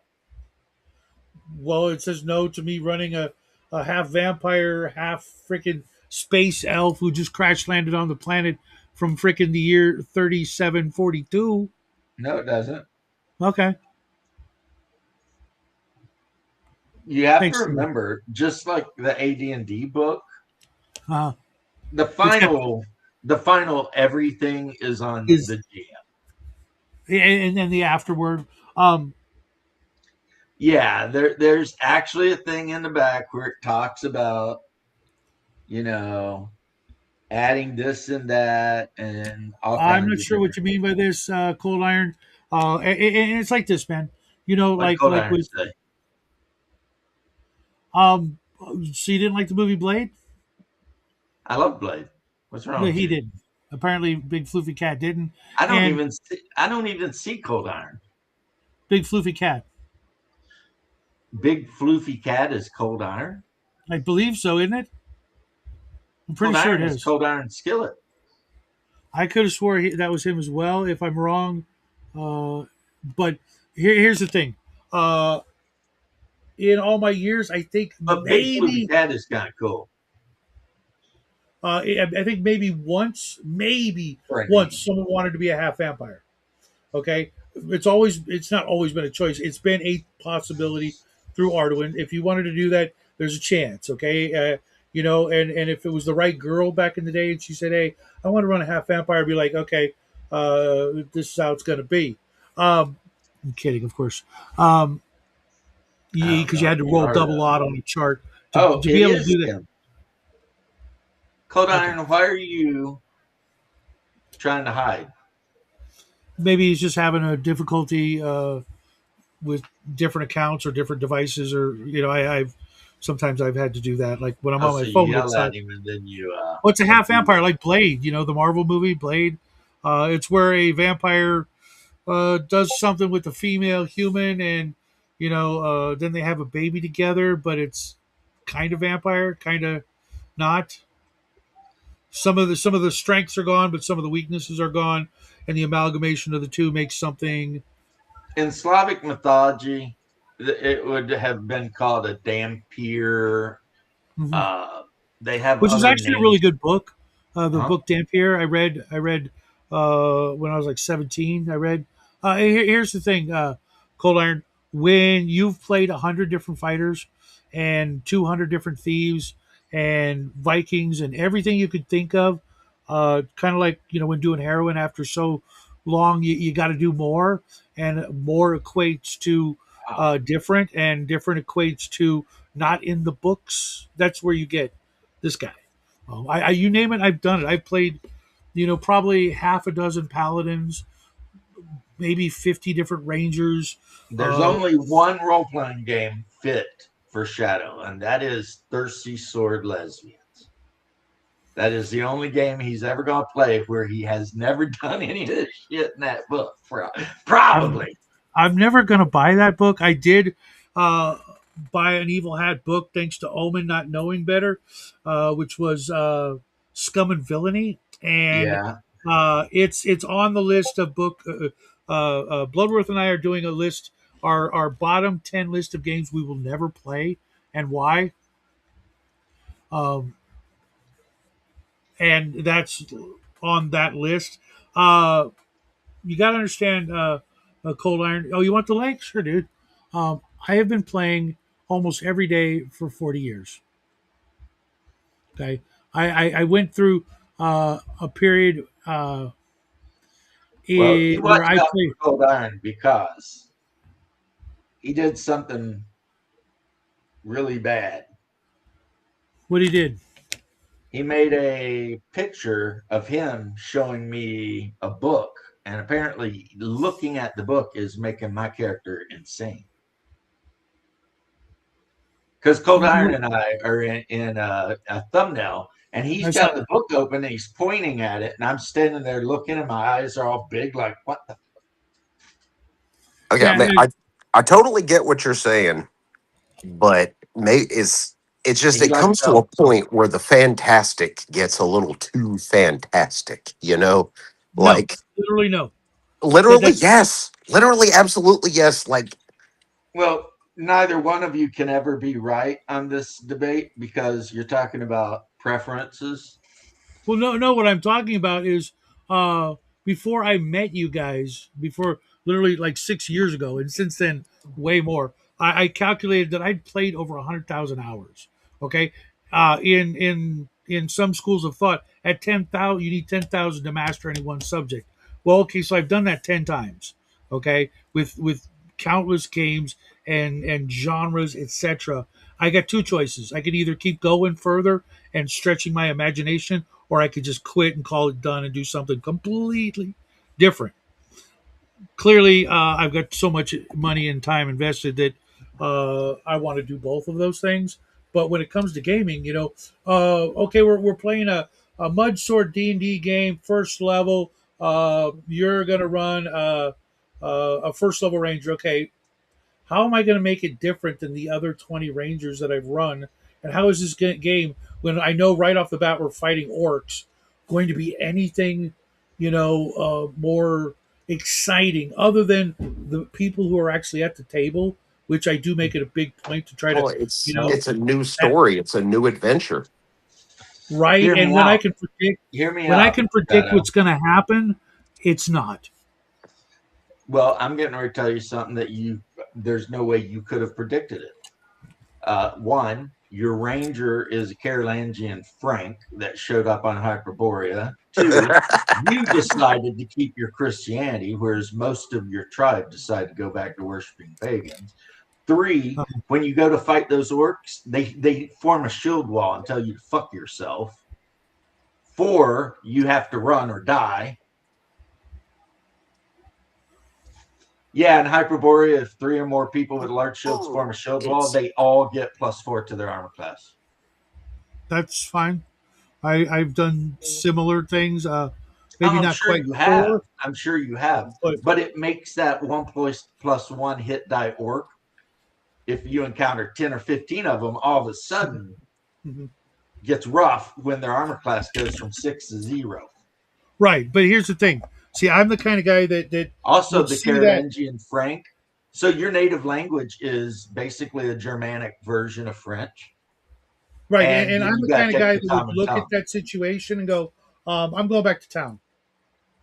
There's I no way Well, I can. mean, it depends I on how get you what you're do it. saying. I totally understand what you're saying because if it was any scenario of elves in space with half vampires, anything over the top gonzo is I'm like, I'm gonna go get drunk and go chain smoke cigarettes.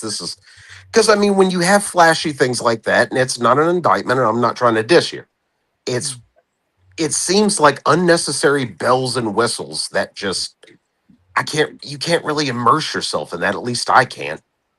You You know, know, Traveler had Let elves me in ask you a space question. back in the Uh, 70s.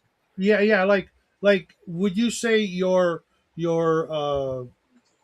experience in fiction is pretty extensive, or average, or less uh, than? pretty extensive. I mean, I was homeschooled after all, Okay. so Did you read a lot of comic books? horror comics. I hated superheroes. They were Okay. lame. I thought they were lame. Did you read any My John man. Carter, Warlord, Conan, Yeah, Cull? yeah, Okay. most Um, definitely. Star Slayer. Uh, any, Elfstar. I used to read the Bonanza comics, the little graphic novels, the Bonanza Fantasy. okay. Yeah, Those a lot of those are, a lot of the kind of things that I would incorporate. Like Travis Morgan from Earth going to what the hell was it? The place down in Earth called. It had its own name. It wasn't one of the like woo woo names. But anyways, that kind of stuff with the Atlantean technology and dinosaurs and spellcasters and monsters, etc. I cut my teeth on stuff like that and Doc Shadow, but also all the superhero comics I could get my hands on, ugh. because uh, that's just what before I read my first Conan or Doc Savage or The Shadow or John Carter, any of those novels. All I had was That was a fun one. all we had was comic books. But at any day of the week, I could go into my local liquor store with a quarter and come back with 5 comic books. Okay, and read the shit out of all kinds of crazy stories. You know, And I could have been you, Shadow, except I was too broke to buy comics. Mhm, And then by the time I had money to buy comics, I'd already decided that I liked Conan. mhm. So I was never the kid that had enough money to go to the store and just buy random comics. So And I mind you, never got into like superheroes ever. a lot of the No, superheroes that I was getting into were like Moon Knight, Batman, um, I Plus, did liked my read mom Silver made Spider. me Surfer for a read. little while, but Silver Surfer is one of my all-time favorites. I I was just got very the omni. See, I don't as know soon any as I other. figured out that they were safe, I just completely lost all interest. I was like, they're Well, never going to. Bear tried to explain it to me. He actually took the time and was like, I did learn a lot when he was explaining. He was like, look, sometimes you have to set aside the idol in place for the ideal. This it's about the story, and I'm like, but it's still the focus on the character who is safe, who doesn't go through any real drama. It's like well, there's no risk. but that's not even true though. Like Superman. They've been writing Superman stories for almost 100 years, Yeah, and people and are he still died, and then they brought him back. right because they had to. But they also did the same shit with Geordie LaForge. He should have died. So should have Picard. But they want to keep selling action I figures. wasn't a fan. I wasn't a fan of that either. Yeah, I I, stopped watching that very episode. oh, I never. I had to finish just to finish because it was such a fixture in the household. But I came back to it years later, and then I I have no hated it idea even what you more two are because I even talking about. remember in Star Trek Next Generation when the Borg shoved that needle into Geordie's brain, to Nope. fuck with him or whatever. And I'm like, yeah, he should be dead. But they're just gonna hand wave all that shit because they can just do that. You can stick a needle into somebody's brain, and Yeah, I not don't and not remember kill any of him. that. And So well, it was during the Borg episodes, and the whole Locutus thing and all that other. I'm like, yeah, this is freaking, you know, ultimate plot armor. I'm out. But then years later, I watched the whole series again and went, oh my god, this shit is woke from episode one. I'm hating it more than I thought I could possibly hate it. and didn't they come out with some communist Superman too? Well, It there's was a a lot of in comic the book comic book that world. was like There's a a lot of like alternate alternate history. reality comics. Yeah, I You figured know, that out later, and I was like, so stupid. And then apparently, there's three Green Lanterns, and one of them is a ravenous homosexual, like just eats penis for breakfast. Oh my god. Like So they anyway, in they made this stopped big buying. to Hyperborea, They were just like, in oh, this isn't Hyperborea, Silver right? Age. It gets No. warmer the closer you get to the edge of the continent. So that's where you find dinosaurs. Yeah, I stopped buying comic books a long time ago, like off the rack when I was working at a shop, and some stuff happened, and James I yeah, cleverly tries to exactly, change Dino the Laser. subject. I stopped watching it, but then like recently I started going back and I buying. agree, Dino Laser. I started buying the omnibuses of things like Silver Surfer 1 through 30, Conan 1 through 30. That way I have them in hardcover and I can read them without like needing kid gloves and things to protect them, etc. But in growing up reading all those stories, I learned that there were things like Superman. His weakness isn't kryptonite. His weakness is Lois Lane and Jimmy Olsen. Batman's weakness is Just getting as his an back. FYI, though, there was an alternate comic book about Das Übermensch Sure. There've where been Superman it's so. landed in Germany in like 1920 something. Yep. There's also one where He wore a black Superman. outfit that had the two thunderbolts on his chest. There was also a Superman Batman where Bruce Wayne was Superman, where the Waynes found There were Superman. multiples of that. Yeah, Where the the Waynes Waynes found found Superman. Superman because the pod landed on their property, and they're just like, "Well, we can't have kids. We'll just." Right. There's another one where Superman and Batman actually get together and decide to exchange costumes and cities. And like Batman goes to Metropolis That's and because they're starts both fucking with gay and they got Superman's dressed in the dark. villains, and Um, Superman there is an actual goes to scene. Gotham. It's funny you mention that, Cold Iron. There is a scene in a comic book somewhere out there where Superman and Batman walk off into the sunset holding hands. And this was like a long time ago. This wasn't like 2000 plus. This was like 1980 or maybe even the 70s. Like, what the fuck? Someone showed me this. And I'm like, okay, whatever. My point is, though, is that challenge does not always have to be combat. And we've gotten kind of lulled into thinking that that's it. And for Yeah, but me, safety is safety. Like it's always going to work out. It's always going to have a happy ending. It's always going to get some resolution, or it's just going to be more story fodder. And I understand they're trying to sell books, but mhm, as far as like, consuming, quote unquote literature, nah, they couldn't well, give them away to me as a kid. right. But see, here's the thing. See, the idea that the only way the game can Because there's end no is stakes, because of Goldar. death is completely um Not even death, like actual, like maybe losing and actually having a sense of, you know, maybe make them mortal just a little bit, but not in their fifis, which is the only way they do it typically. It's like, oh, I've got heartache. Oh, I've got feelings. And it's just boring. It becomes a soap well, opera. in modern comic books, yes, but in the old days, there were consequences. There were things, bad things that could happen to their people around them. Aunt May dying, Uncle Ben dying, things like that that help make them who they are, or color their going forward. You know, or characters actually like retiring or being hospitalized where they can't run that character anymore because they're a cripple now but they don't die. My games have all kinds of amputations and mortal wounds and scarring and bad things happening to them, um and characters dying as well. When you've got the character will never die syndrome, which I don't allow, because I'm everybody who knows my games, I have the exact opposite. You're never being brought back from the dead. You might be mostly dead, but resurrection is not All dead. There's only one thing left to do. go through Yeah. the pockets and look for loose change. There you go. I don't do the you're going to be resurrected thing. What's up, off grid? I'll do the death's door spell where you were -30, but the spell will bring you back. I know it's the same thing, but calling it resurrect and brought back from the dead, it's not going to happen. We'll call it Not even something if else. there's a cleric with the spell pact. I won't give it out. You just won't. You will just cut a cleric off from access to that spell. Absolutely. Shadow, you are not God. You are a blasphemer. You are not God.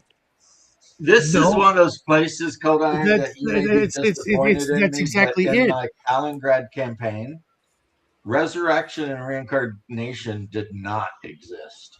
Yeah, it ruins the game in my opinion. And when you've seen games where four people get resurrected in the afternoon, there's no consequences, Well, here's the problem with right? that, though. You've got 4 500 gold piece diamonds. Money doesn't mean shit to the gods. What they want is more In order to souls. cast a resurrection, you got to have a 500 gold piece diamond. I Mhm. understand that, and that's meaningless. And why would a god go, okay, I'll do it for the money? It don't matter There's tons of gods that did it for the what the money all god throughout the thinks. Bronze Age. What matters is the diamond is a necessary requirement to do the spell for some reason, right? Now, if you're talking about my campaign, absolutely. If you're trying to resurrect somebody and you're a cleric at the Sagwa, yeah, he might want that fucking diamond because, Tribute is tribute, man. Sometimes the gods just want to see you scuffle, and in and of yeah, I itself, think Yeah, that's that's sacrifice. that. I but think see, that's here's the the big here's the part. thing. There's a whole bunch of reasons, but some of the main reasons I won't do it is because, okay, Joe gets resurrected, right? Mhm. 3 weeks Yeah. later, he fails his freaking disarm traps roll, saves versus poison, fails, instant death. What was the point? Well, free will. He didn't have to go into that dungeon, and next time, Okay, apparently your gods are way weaker than mine. Mine have some serious knowledge of what's going to happen in the future. That's part of being a god, is being able to see into the future and knowing that this guy you're going to put all this magic into 3 weeks later is going to die doing something stupid. not all the gods know the future. That's why they gave Not man all of free will. well, Well, okay, you are not all of correct, them did that, and not all of them are that. Not Shadow. all of You them are are that correct weak. that your gods are more powerful than the gods in my campaign, who aren't even gods. Now, mind you, there's a hierarchy. There's the demigods, lesser gods, greater gods. Lesser gods probably can't even do the resurrect anyways, so it's pointless to The greater gods can, and if they can do resurrect, then they can probably cast a spell, lets them see into the future, and make sure that casting a resurrect on this dumb schmuck is actually a good idea. I mean, it's a classic argument of if I know for a fact that you're going to cut a cleric off, son of a bitch, Uh you're oh. going to cut a cleric off. You- Let me stop you right there. We can't understand a word you're saying. Yeah, you're breaking up really You're breaking bad. up. She's breaking up. She's breaking up.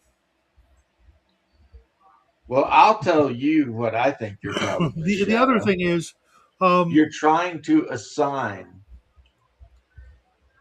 attributes that I would only assign to one particular god mhm. to these gods in general.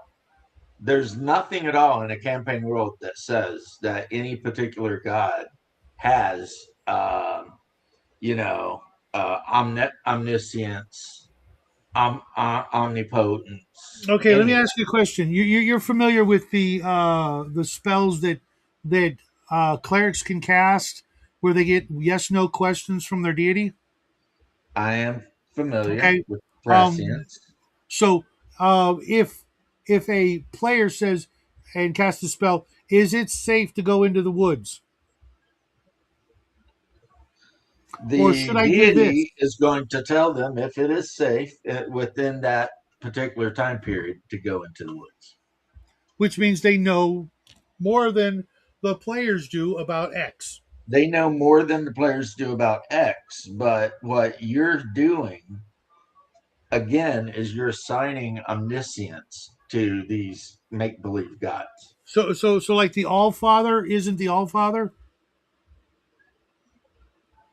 Are you talking in my campaign where they worship the All Father because basically it was God? Or Odin. No, in my campaign it was God, and Okay. it was a monotheistic faith also. Okay, well that then you're I like that, but unfortunately players are very reluctant to go there because they think I'm shoving Christianity down their throat. So opting to allow other gods and other pantheons to run a typical D&D world, you got to make some concessions. And if you have a head god of X pantheon, well, he might know a bit more. If you go and look in the deities and demigods book, most of those gods had things called psionic strengths and psionic abilities, which meant if you look at what they could use with their psionics, they would in fact have precognition and some other abilities that would allow them to know the frickin' future. Well, here's again the problem, the counter argument, as it were, sir, is precognition allows you to know the future within a very limited time frame. It's like you go to precognition is spider senses. Mhm. You're Well, standing there, um, something's gonna happen, you know it's gonna happen. You're like, F this shit. But what if I understand you correctly, and I'm not saying I did, Let's try you're this talking again. about you're talking about omniscience. You're talking about like God level God stuff, uh-huh. like knowing everything. Now think about this. Why would our God allow you to survive a car wreck where you should have died, but medics got there in time to save you, only to allow you to get hit by a bus a week later? I would need to see where that ever happened to anybody. I'm I sure it guarantee could. It you it's would. happened a million times. Not a million. Um, You know because why? a Because lot of things are connected self-determination, to my other man. things. Sure. So I'm Self-determination. totally. God However, knew, God knew 100% what was going to happen to you at any given second of your entire life, but you get to choose. See, but this is here's the what You other get to thing. know. happens. This is what happens when you buy into that rulings over rules BS philosophy. Read the rules, No, I'm a abide by the rulings over rules. rules guy. Abide by the rules. I'm a What does the rulings over book rules kind of say? guy. Well, my book says in the afterword that I don't have to do that. Therefore, that's a rule that I don't have to follow the rules. So you got your catch twenty Then two why where would you're. they write them in the first place then? Why would they spend thousands of hours play testing them if they just didn't matter? Money. I don't know. Grab your copy of the DMG and see the contradiction. For what it is. What what Basically, hold contradiction? on. I don't know how long you've been playing, bro, but Since 2000. TSR D&D, TSR D&D was totally the DM ran everything. I And know. then Wizards of the Coast D&D completely flipped it and made it where the players held all the power because the books Hold on overruled just a the second. I'll be DM. right back. I'll be listening. But And so that is kind of a culture shock for some people. But in original D&D, yeah, the DM could literally do whatever he wanted. And your response, if he really pissed you off, was just not show up to the game anymore. That's a Be like, viable option. yeah, like fuck that guy. I don't like the way he does whatever he does, so I'd rather stay home. You know. Um so Shadow and I coming from that era, yeah, I understand that. Now, did I ever do that? No. I was never a, you know, do what I say or else kind of DM.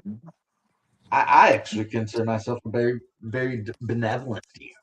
But you know, if I there was were a a, if there it was was a a rule jab in a more than book that anything. I felt like needed to go because But it yeah, brought nothing to the game and it caused problems, I would do that. Yeah. cutting a cleric off from a spell they have access to, that's just a bridge too far for me. Like Well, that's there was a ridiculous. reason I did it in my game because one, the great creator god in my fantasy Russia was literally our deity, and only one person was ever allowed to be resurrected. Um, and sorry, but your player is not him. And but I did some shit that might actually have upset you even more. Like in my campaign, druids were all evil. Every druid Well, was evil I could go along with that. because they were the priests of the old gods. So, you know, the cults hanging out in the woods worshiping the black goat in the woods, those were just druids. And elves didn't even come from the material universe, they come from the Fey realm. And they could only enter our world through freaking mushroom rings and shit like that. So I kind of leaned heavy into mythology and stuff. Now Shadow is his own guy. He's doing his own thing. But the argument, player power versus DM power, is again not new at all. Nah, I know. This has been going on forever. Now, my players, yeah, I tend to personally in my group, and if you ask like Haas or any of them, they'll tell you. I tend to just let them do whatever. If the rules say they can do it, I'll let them do it. And if they get murdered because they did it, I'll laugh at them for being dumbasses. See, that's But the bare minimum. And what I was talking about was just if my character has access to it, like, and to just say, well, no, you don't have it. I'm not going to let you have it. It's like things that need to be prefaced, in my opinion. well, I Like, mean, yes, when I started running Kaliningrad, the players, I sat down and showed them the map and told them every single house rule I was running, and they agreed to that. yeah, And if then we there's had a if it's wonderful agreed game. to, all good. But Yeah, if we it's had a one of game that those, went on and off for 10 years. yeah, heat of the moment things of like, well, no, it's not going to fit my No, story. It's one of those. No, see, but I'm out. Shadow's not been heat of the moment at all. He's saying in his campaign world, this is just not something that happens. As And if long as you, everything's prefaced and agreed to, that's cool. That's right, that's fine. well, you know how as a player you agree, you show up. If you don't show up, obviously you did not agree with that particular rule. Because we all have free will. So yeah, in my campaign world, I flipped. There were no hobbits in my campaign world. How do you feel about that? Not a single hobbit. No one even I heard of one. hope off grid you're kidding. Couple things. AD&D spells from a certain level, like first, second, and maybe third. I might be wrong about that. Were like magic user spells, and the player could have those as kind of they needed. But upper level spells, they had to pray for them, and pray means, can I have this spell? Which means the answer could be no. Okay, and there could be a lot of reasons. Number one reason is when you say resurrect is all you need is a freaking 5,000 gold piece gem. The players will suddenly, if not over time, acquire as many of those as possible. And when suddenly, or Well, whatever. that's up to you. Are you giving out 5,000 gold piece gems all the damn time? Well, no, I mean if they've got 50,000 in gold and they say they want 5,000 gold piece gems and they're going to spend the next month doing whatever it takes to get them, what do? You say no, you can never have them, period, or you Yes, can only get a couple. Okay, you can have three. Okay, so there's three maybe. resurrects Or guaranteed. just punish them for trying to metagame. Well, that's I mean, Well, where are they going to get okay. them? They're going to go on quest to get them. I mean, or they just go to the biggest town and say we'll offer a reward. We'll give you 7,000 gold pieces for a 5,000 gold piece gem. They're going to have a line of people lining up trying to sell them. are they? I thought the DM was God.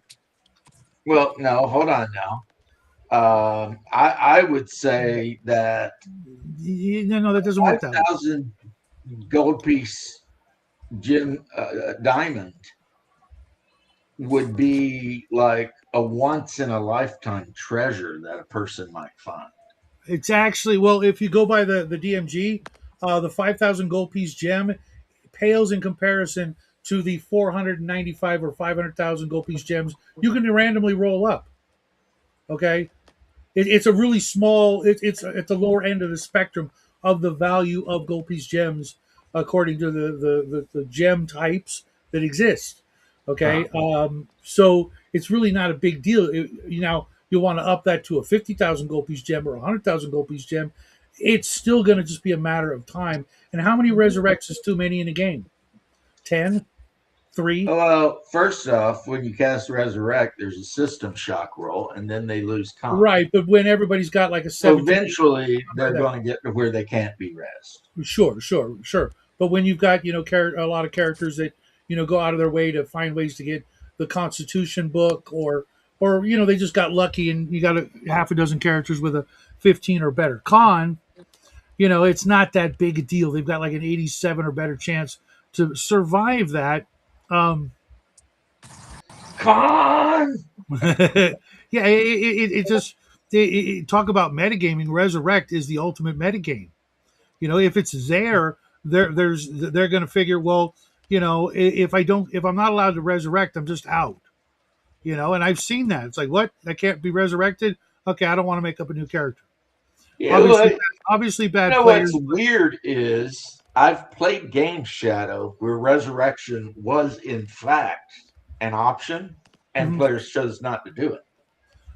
I Their honestly can't character think of a single. died, and rather than go through with the resurrection, they told the group out of character, bury me with honors. I won't play another Mhm. something in. That's a good player, but there are other players and DMs that want to keep the game And going. then I And gave the party some XP for burying. mhm. It's it's like this. How powerful are your gods, and how powerful do you want them to be? Are they just mortals who just got enough power to where they're you know the closest thing to divine, or are they divine?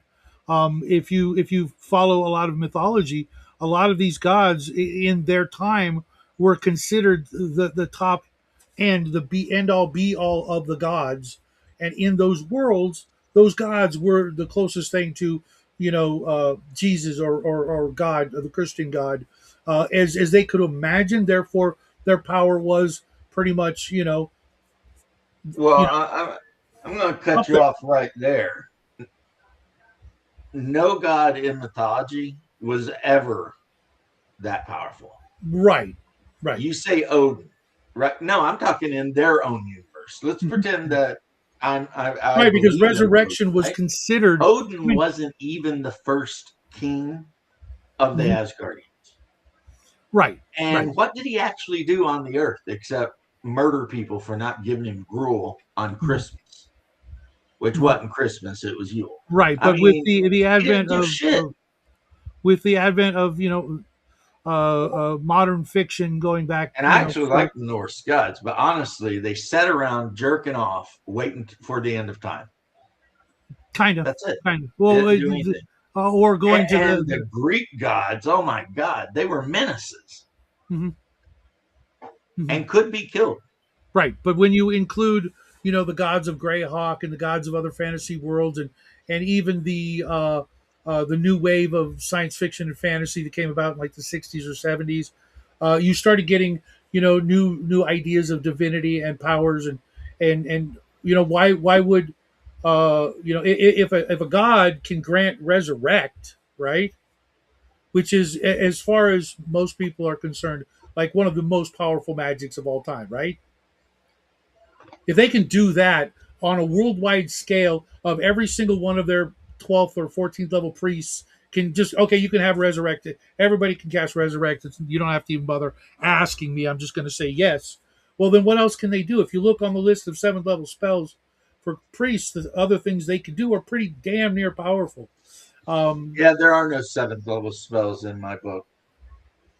or whatever your highest level spell is. If they can grant those, that means they can cast those. If they can cast those, then they can do things on par with that kind of magic, which would, invariably, include some Oh other, shit, restoration does exist, but it's a level 6 spell. which gives them power that should be contemplated as a GM, what they can and can't do. And if you're using the deities book, and they have psionics, there's a whole bunch of crazy shit that they can do in the blink of an eye. Uh, that's really, really fucking powerful. Look You know, here, I'm looking in my book right here. the better version of D&D. Resurrection does not appear on the cleric spell list at all. Good on them. Now that's not to say that it's not possible, but it should be But Raised Dead does. Woo! same fucking thing. So, It's the same thing, but at fifth level in D&D. I'm like, wait a minute, whoa, whoa, whoa, whoa. You know, the only difference is you got to do it. You got to do it sooner as opposed to later. You know what I mean? I'm like, what the fuck? The players are going to rush back to town, if not teleport, to make sure they can get that raised dead and not have to pay the seventh level prices, just the fifth level prices. well, my question back to you, and I'm sorry that Cold Iron's having such a problem, Mhm. is it doesn't really matter. It's all about what you're trying to. So Uh, they run back to town, they get the idiot resurrected, they run back to the dungeon, the idiot gets killed again. Eventually, somebody's going to figure it out. Yeah, Odin wasn't omniscient. He kind of knew a couple of futures, but only the ones that directly involved him. right, but I mean, if you're going to start running him in your game, right, then you're going to have to. The problem with Odin is that the people who worship him have all been like expelled to this shitty island, and Well, it's I in the mean, middle of the that's a Ouroboros very Sea. campaign specific. If you just go by the numbers as per the deities and demigods book, No, the new Vikings, they tend to. Oh, wait, I found reincarnation. It's a level 6 mage spell. it was a It mage is. spell as well in It is not a AD&D. cleric spell at all. Yeah, it was also a sixth level magic user spell in AD&D, which I found kind of weird.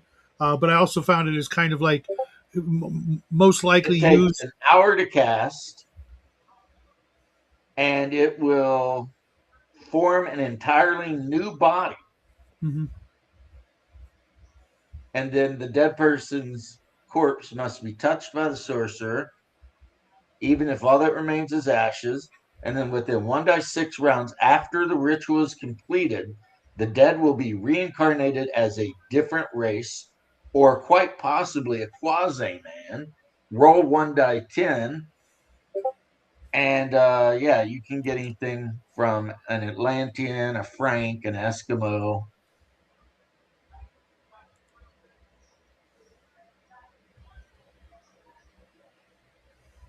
Yeah, all the way down to like a Pict, a Roman, a Viking. That's kind of crazy. Oh, but over here it keeps going. Oh yeah, because you got to roll to see what chart you roll on. Mhm. So you could end up coming back as an ape man, a caveman, Neanderthal, a dwarf, a mountain ape, which is an ogre, a gnoll, a lizard man, a minotaur, an orc, a beast man, a worm of the mere. That sucks. Yeah, I'd much rather just die. Yeah, in Yeah. the in AD&D, the magic user list of what you can come back as versus the druid or cleric were really strange. Um, hold on, going over here. Okay, Raised Dead is a level 6 necromancer, level 6 witch, level 5 cleric, and it will allow a person, if they make a system shock roll, to be brought back to life. Mhm. But that person will be aged 3 years and permanently lose a point of constitution. Furthermore, the subject requires 1 week of complete bed rest before engaging in any rigorous activity. If the trauma saving check fails, the person is truly dead and may never be raised. Well taken, squirrel. What squirrel say? Just one of doing something a certain way for 30 years, getting results. Well, I mean, that goes both ways, squirrel. I mean, you could be doing stuff for 30 years away and it turned out that you were actually wrong the whole time.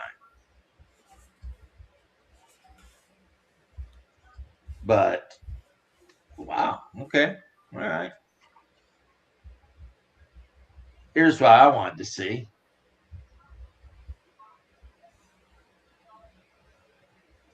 Damn, it's such a high level spell, though.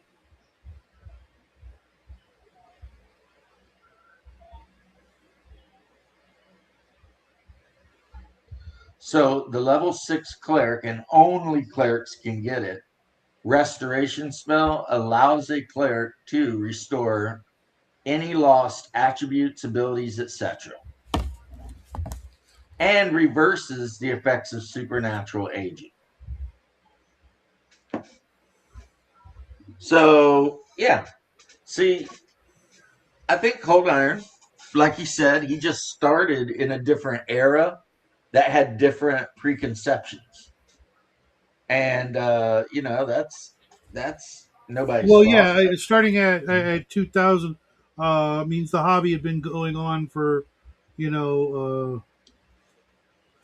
30 plus years. Yeah, well, 2000, wouldn't that have been like third edition, right? Something Uh-huh. like that.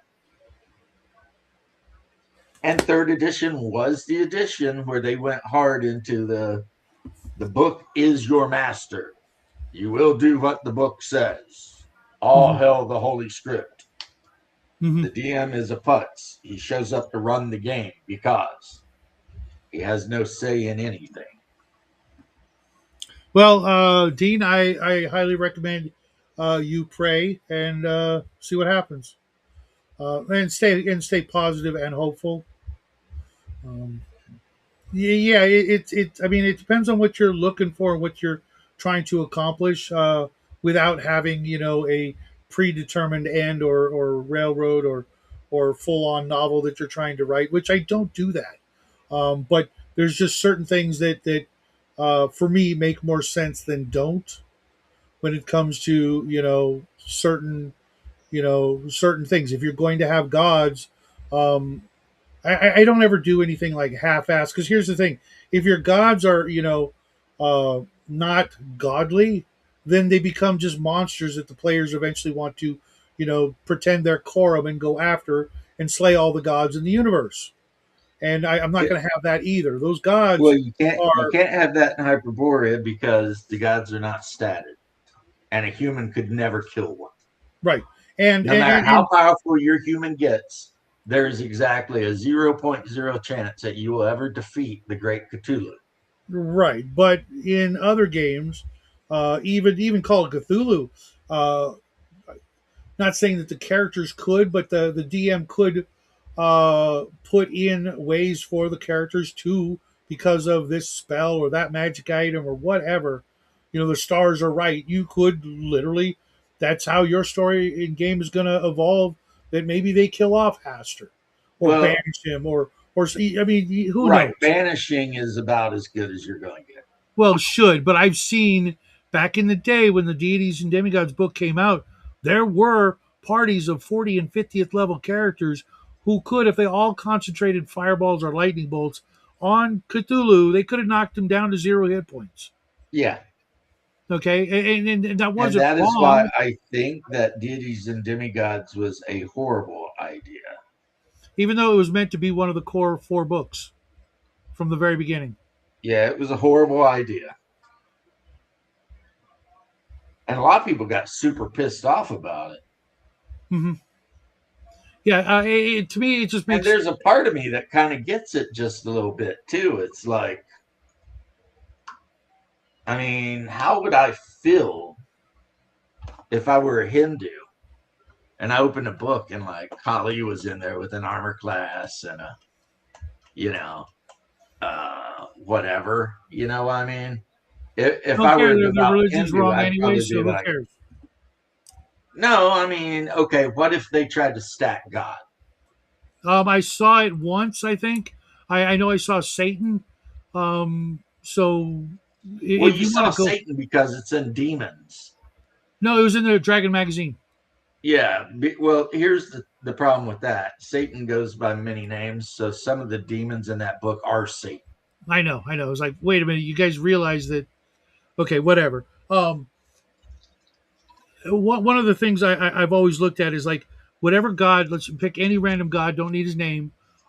He's been around probably like thousands of years, Mhm. and in those thousands of years, he started out at X power level, and maybe he's gotten more powerful in that time, but maybe he didn't. Maybe he's never gone up in power. He's had his stat power right here, but for thousands of years, what would he do? What would I do with that kind of power? Well, I'd be looking into the future and scanning the world for threats and ways to increase my power and increase my flock and all kinds of things. I wouldn't just spend all of it going to the freaking the daily fight and feast just to do it over again the next day. That's kind of limited you know uh, sight for the deity. It's like, really, you're that simple that's all you're going to do forever is just kill a bunch of dudes in that little special place, and then when you're done you go feast, and then you wake up and do it again? No, my deity would be like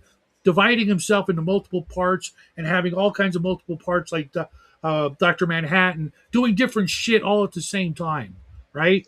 Doing all Well, the kinds of problem crazy is shit. if you were one of these gods that are in Bullfinch's mythology, you wouldn't be doing any of that because they couldn't. But they could. No, they couldn't. Why not? Because they couldn't. So the gods can't cast wish spells? Have you ever read any Norse mythology at all where a god did anything you're describing? Well, because first off, the limited imaginations of people, almost 1,000 years ago is way diminished compared No, to my don't be imagination. arrogant. Those people 1,000 years ago were just as smart as you are. Yes, just as smart, but they did not have these centuries of fiction to be inspired to do greater and crazier shit with than I have. Yeah, you know why though? Because This I've is read more than they ever freaking knew existed. probably not. This is something you need to consider. I guarantee the people in the middle in the era of the Norse, they didn't have thousands of books to get a hold of and read. I No, have done, they operated on mostly a oral tradition. which means But they had listen very here, little. You could compile all of their knowledge into maybe 500 books, maybe everything they maybe, ever knew, because but history works that way. listen, when they were describing their deities, they were not halfway describing their deities. They were describing them entirely as they are. Hmm. So what you're talking about is possibly taking or pretending to be one of these deities and just running amok and doing whatever the hell you want. Where in fact, when the Norse speak about the things that Odin can do, they're very specific, and he can't do none of the shit you mentioned. Then he's really not all that powerful. No shit. That's been my whole point since you and Cold Iron started arguing about it. But here's the thing. I never use any of the deities from the deities and demigods book. I make up my own. And if I say my one of my deities happens to be a 25th level magic user, you know what that means? Well, you're the DM. I would say it means he's a 25th level magic. Right, because I was just looking at Odin. He's like a 25th level magic user, 30th level cleric, and a whole bunch of other things all at once. Which means if I just took his numbers but gave him a different name and made a new god, that god with that power and those abilities could literally cast the wish spell every day and never be affected by the aging process, which is the only negative aspect of the wish spell, unless he fucked up the wish and misworded it. But being a god, that's highly unlikely because he's going to wish for stuff that's pretty simple and straightforward, and those wishes are going to culminate until his power level is beyond what I could even probably describe after 10 years.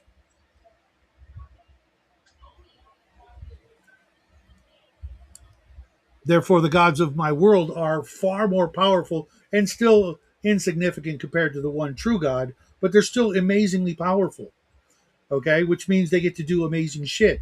But some of the amazing shit they do is to keep humans from being able to do the same shit. That's why humans don't divine descend every other day. You know what I mean? Because then you would be running Hit God the mode. button, you filthy animals. What button? The like button. Oh, okay. And thank you, Oscar. Uh, I hope you had fun last night. I know it was short and this I'm man. in this debate and I'm not sure I'm hitting the button. This shit is like, God, man. See, I see. Uh, because I grew up on comic books, superhero comic books, and all the fiction and fantasy I could get a hold of, I want to do like bigger and greater and more crazy shit than those people. I want to come up with my own version of their crazy shit. Because let's think about it for a second. When they first came up with Superman to what he's become over the 100 years, even back in the day, that was freaking mind blowing what Superman could do. That's why people flock to buy those comic books because this is freaking amazing. This guy can freaking leap tall buildings. He can take a bullet more than once, and they bounce off his chest. All that shit's crazy. Okay. For the 1920s or 30s or whatever it was. And it only got crazier. Well, I feel that I have the right to do the same shit with my game worlds to make it so that people would rather play in one of my game worlds than go read a Superman comic book or to read freaking the Phantom or the Three Musketeers. I'm offering stuff that's not for everybody, but for the people that have kind of done everything. And my Maybe mom come was on over here making to the me wild read side. Crime and Punishment, I read it a long time ago. a Dostoevsky. Mm-hmm. Because what I how are the mean, games? Shadow has a game. People play the game. Therefore, the game must be okay for somebody. Mhm. And bad news, I was actually there before the show started, and I said hey, and I talked to George and Dave prior to the show, but I was there and I could have been there till the 5 o'clock mark because my players didn't show up until 5, which would have been when you were supposed to start, but you were running super late, and when you finally started, it was like the guys are in there. I got to show up for the guys who are there every week. Yeah. Uh, game's got to come first, but one of these days we'll figure out a way for you and me to hang out. Wednesdays are looking better, so there's that. But it's like this: no matter how much crazy shit I do, 10 years from now, people are going to be doing crazier shit. It's not gonna. We're not gonna see like a great de-evolution of where everybody Yeah. wants to run like mud sword See, first level. that that's what this discussion is doing. Put me to sleep. You put me to sleep, Shadow. Come on, One of man. these days, you'll see I was right. There's I've no said you stopping were it. right multiple times about multiple things. I know. I appreciate that. It's a natural But progression. again, this is an argument about a preference, and that makes it a completely Well, pointless there's some argument. mechanical things that we kind of differ on, and I'm showing you that it can be done. You're showing me why you think it shouldn't be. It can be done because you're the DM, and whatever you say goes. Well, no, I mean within the with like as in by the book, it can be done. Well, Not yeah. breaking any See, the rules, not problem changing anything. is I'm basing my theories on these deities on like Bullfinch's mythology and stuff, Mhm. and they just honestly weren't that impressive. If I mean, if I'm 100% honest with you, they just. I mean, you had Thor running around killing the shit out of giants all the time, but really, I mean, it didn't seem like they actually did much. So I don't know. Yeah, but I kind of like Hyperborea's idea of the gods in that they're there and they can do some shit, but mhm. most of the time they just let you hang yourself. And to me that seems like one of two reasons: either the GM is leaving it open for the writers leaving it open for the GM to do whatever they want within Yeah, parameters. Like here's your top out level. You can if you can do it within these rules, then cool. Or um, there's just so much that could be written that there's no room to write it all because the imagination of the original Norse was limited. It was very limited compared to our imagination of even 100 years ago. That's just a fact. They couldn't imagine Yeah, I some don't of the know if stuff I'd because agree some of with the things that hadn't been at invented. all. You know what I mean? I just don't think I'd agree with that at all. I would Oh, so say you that the think you ancient think they were Norse, imagining the nuclear weapon or people who could be they born were with superpowers? imagining Ragnarok. Right, but that wasn't a man-made, scientifically provable, repeatable process that any group of mad scientists could come up Yeah, with. now you're talking about science, not Which imagination. Hyperborea is a science fiction, fantasy, sci-fi in the front, correct? It's a sci-fi. It's a fantasy sci-fi. Well, does Yeah, it say sci-fi first or last? I know I'm being pedantic, but sword, sorcery, and weird science fantasy. okay, okay. So weird science has got to include mad Weird scientists doing mad science. scientist shit. Yeah, serpent men are always fucking around with shit. Right, which means that their weird science could include anything that we understood or understand, but back in the day they didn't. They just couldn't. Well, I mean, R.E. Howard wrote The Serpent Men, and H.P. Lovecraft wrote a few stories, and yeah, they were always effing shit up. Mhm. But they couldn't actually like tell you how. We, on the other hand, can like go and look at red nails and go, Cryoman, Cryoman. It looks like he wrote Cryoman Carl. No, but it's Cryomancer. Uh, Yeah, it, Cryomancers are pretty good. here's a perfect example, right? Robert E. Howard in Red Nails wrote that I forget her name had like a magic wand that he alluded to the fact was a technological device, correct? Yeah. But Robert E. Howard, for all of his skills and talent, could not even begin to tell you how it might actually feasibly work. Where you and I have had enough education over the years to be able to actually somewhat be able to kind of describe how an actual laser would work. Yeah, I never would though, because I don't care how it Well, works. yeah, but if you were running like a Star Frontiers game, you'd need that information. No, Or you, I'd say or, it take or the you, battery pack and you squeeze the trigger and cohesive light comes out of the barrel. that's more than Robert E. Howard could have told you. I don't know. I don't know. There's a good chance. There's a good chance. Well, which is if it's part of my point is that as we as gamers and people of Earth, continue through down the timeline, we're learning more things that become like just common knowledge. Where back 100 years ago they were high fantasy at best. I think I think that I'm not even sure what we're talking about.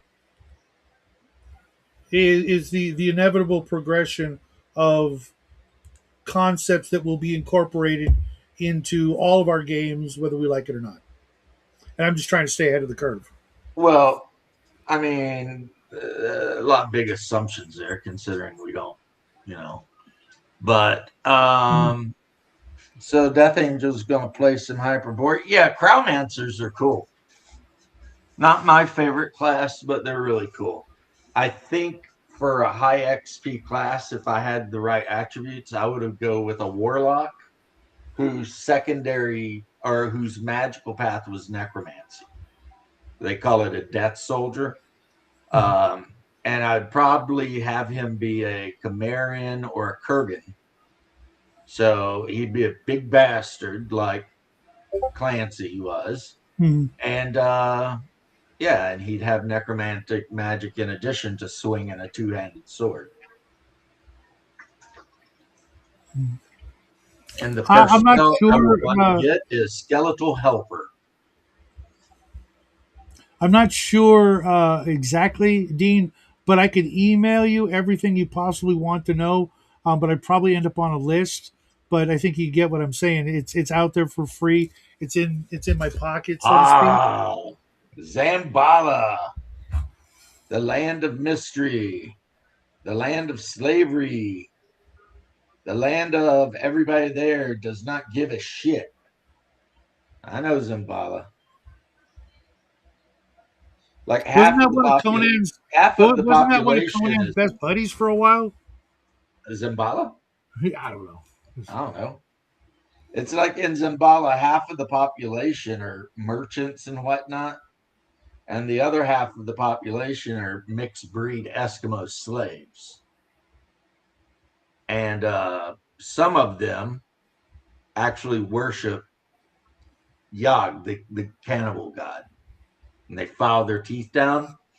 But since they still do the work they're supposed to do, their masters don't care. And they only take visitors, they don't take actual citizens of Zimbala. So no one gives a shit. You know what I mean? Mhm. Out where?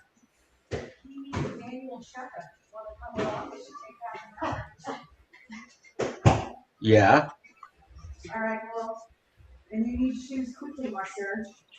I'm going to need a shirt too. This shirt's covered in paint. Okay. Hey, I saw your the memes this weekend. Very nice. Shadow, we're taking the puppy to get his checkup, Nice. and I have to go with you.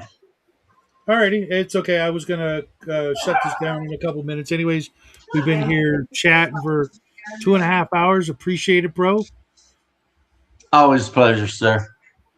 Yeah, I hear him in there carrying on. Say hi to the wife for me. She heard you. She's just standing right there. Hey, Tracy. Yeah. You missed your chance. I had 3 adventures that Telanian sent me to give away last night. Nice. Um, I didn't know what the giveaway was for your show. I did know about the other show that George and Dave were on. But if it's for Hyperborea, I gave my copy of the book away because I didn't like it. Um, so I would just give those away as well. So it's better that they go to someone who you know kind of wants the stuff. Uh, I read through the Hyperborea book and it didn't do what I wanted it to do right off the bat. So I was like, man, this I could do everything this book could do with other things, and uh, as you know, as time rolls on, being sponsored now by Emperor's Choice, I'm gonna talk about my dream game. I mean, I've been waiting for Arduin since 1979 to be what it's going to be real soon. Uh, yeah. Welcome to my world. Bad news. When I did the $1,000 giveaway a couple months ago, I ended up spending like 300 in shipping. So yeah, and mind you, it was all in the U.S. So you know, I gave till it hurt. Just I guess I don't know. It was all good. George and Dave gave away a bunch of great shit as well, and there's going to be more to come. A lot more to come, and you know you can follow along here. But that's what I got for you guys today. I'm going to go do people stuff, as I say. I've got some uh, family activities and things like that, and honey-do lists of freaking mile high that I'm going to ignore. But I hope you guys have a great day. I will be back tomorrow morning, as per usual. I'm going to be playing in Bubba's Dragon Slayer game with Timmy and Eldrad Wolfsbane and some other people I don't know very well. But hope you guys have a great day. Love you guys. And as always, God bless.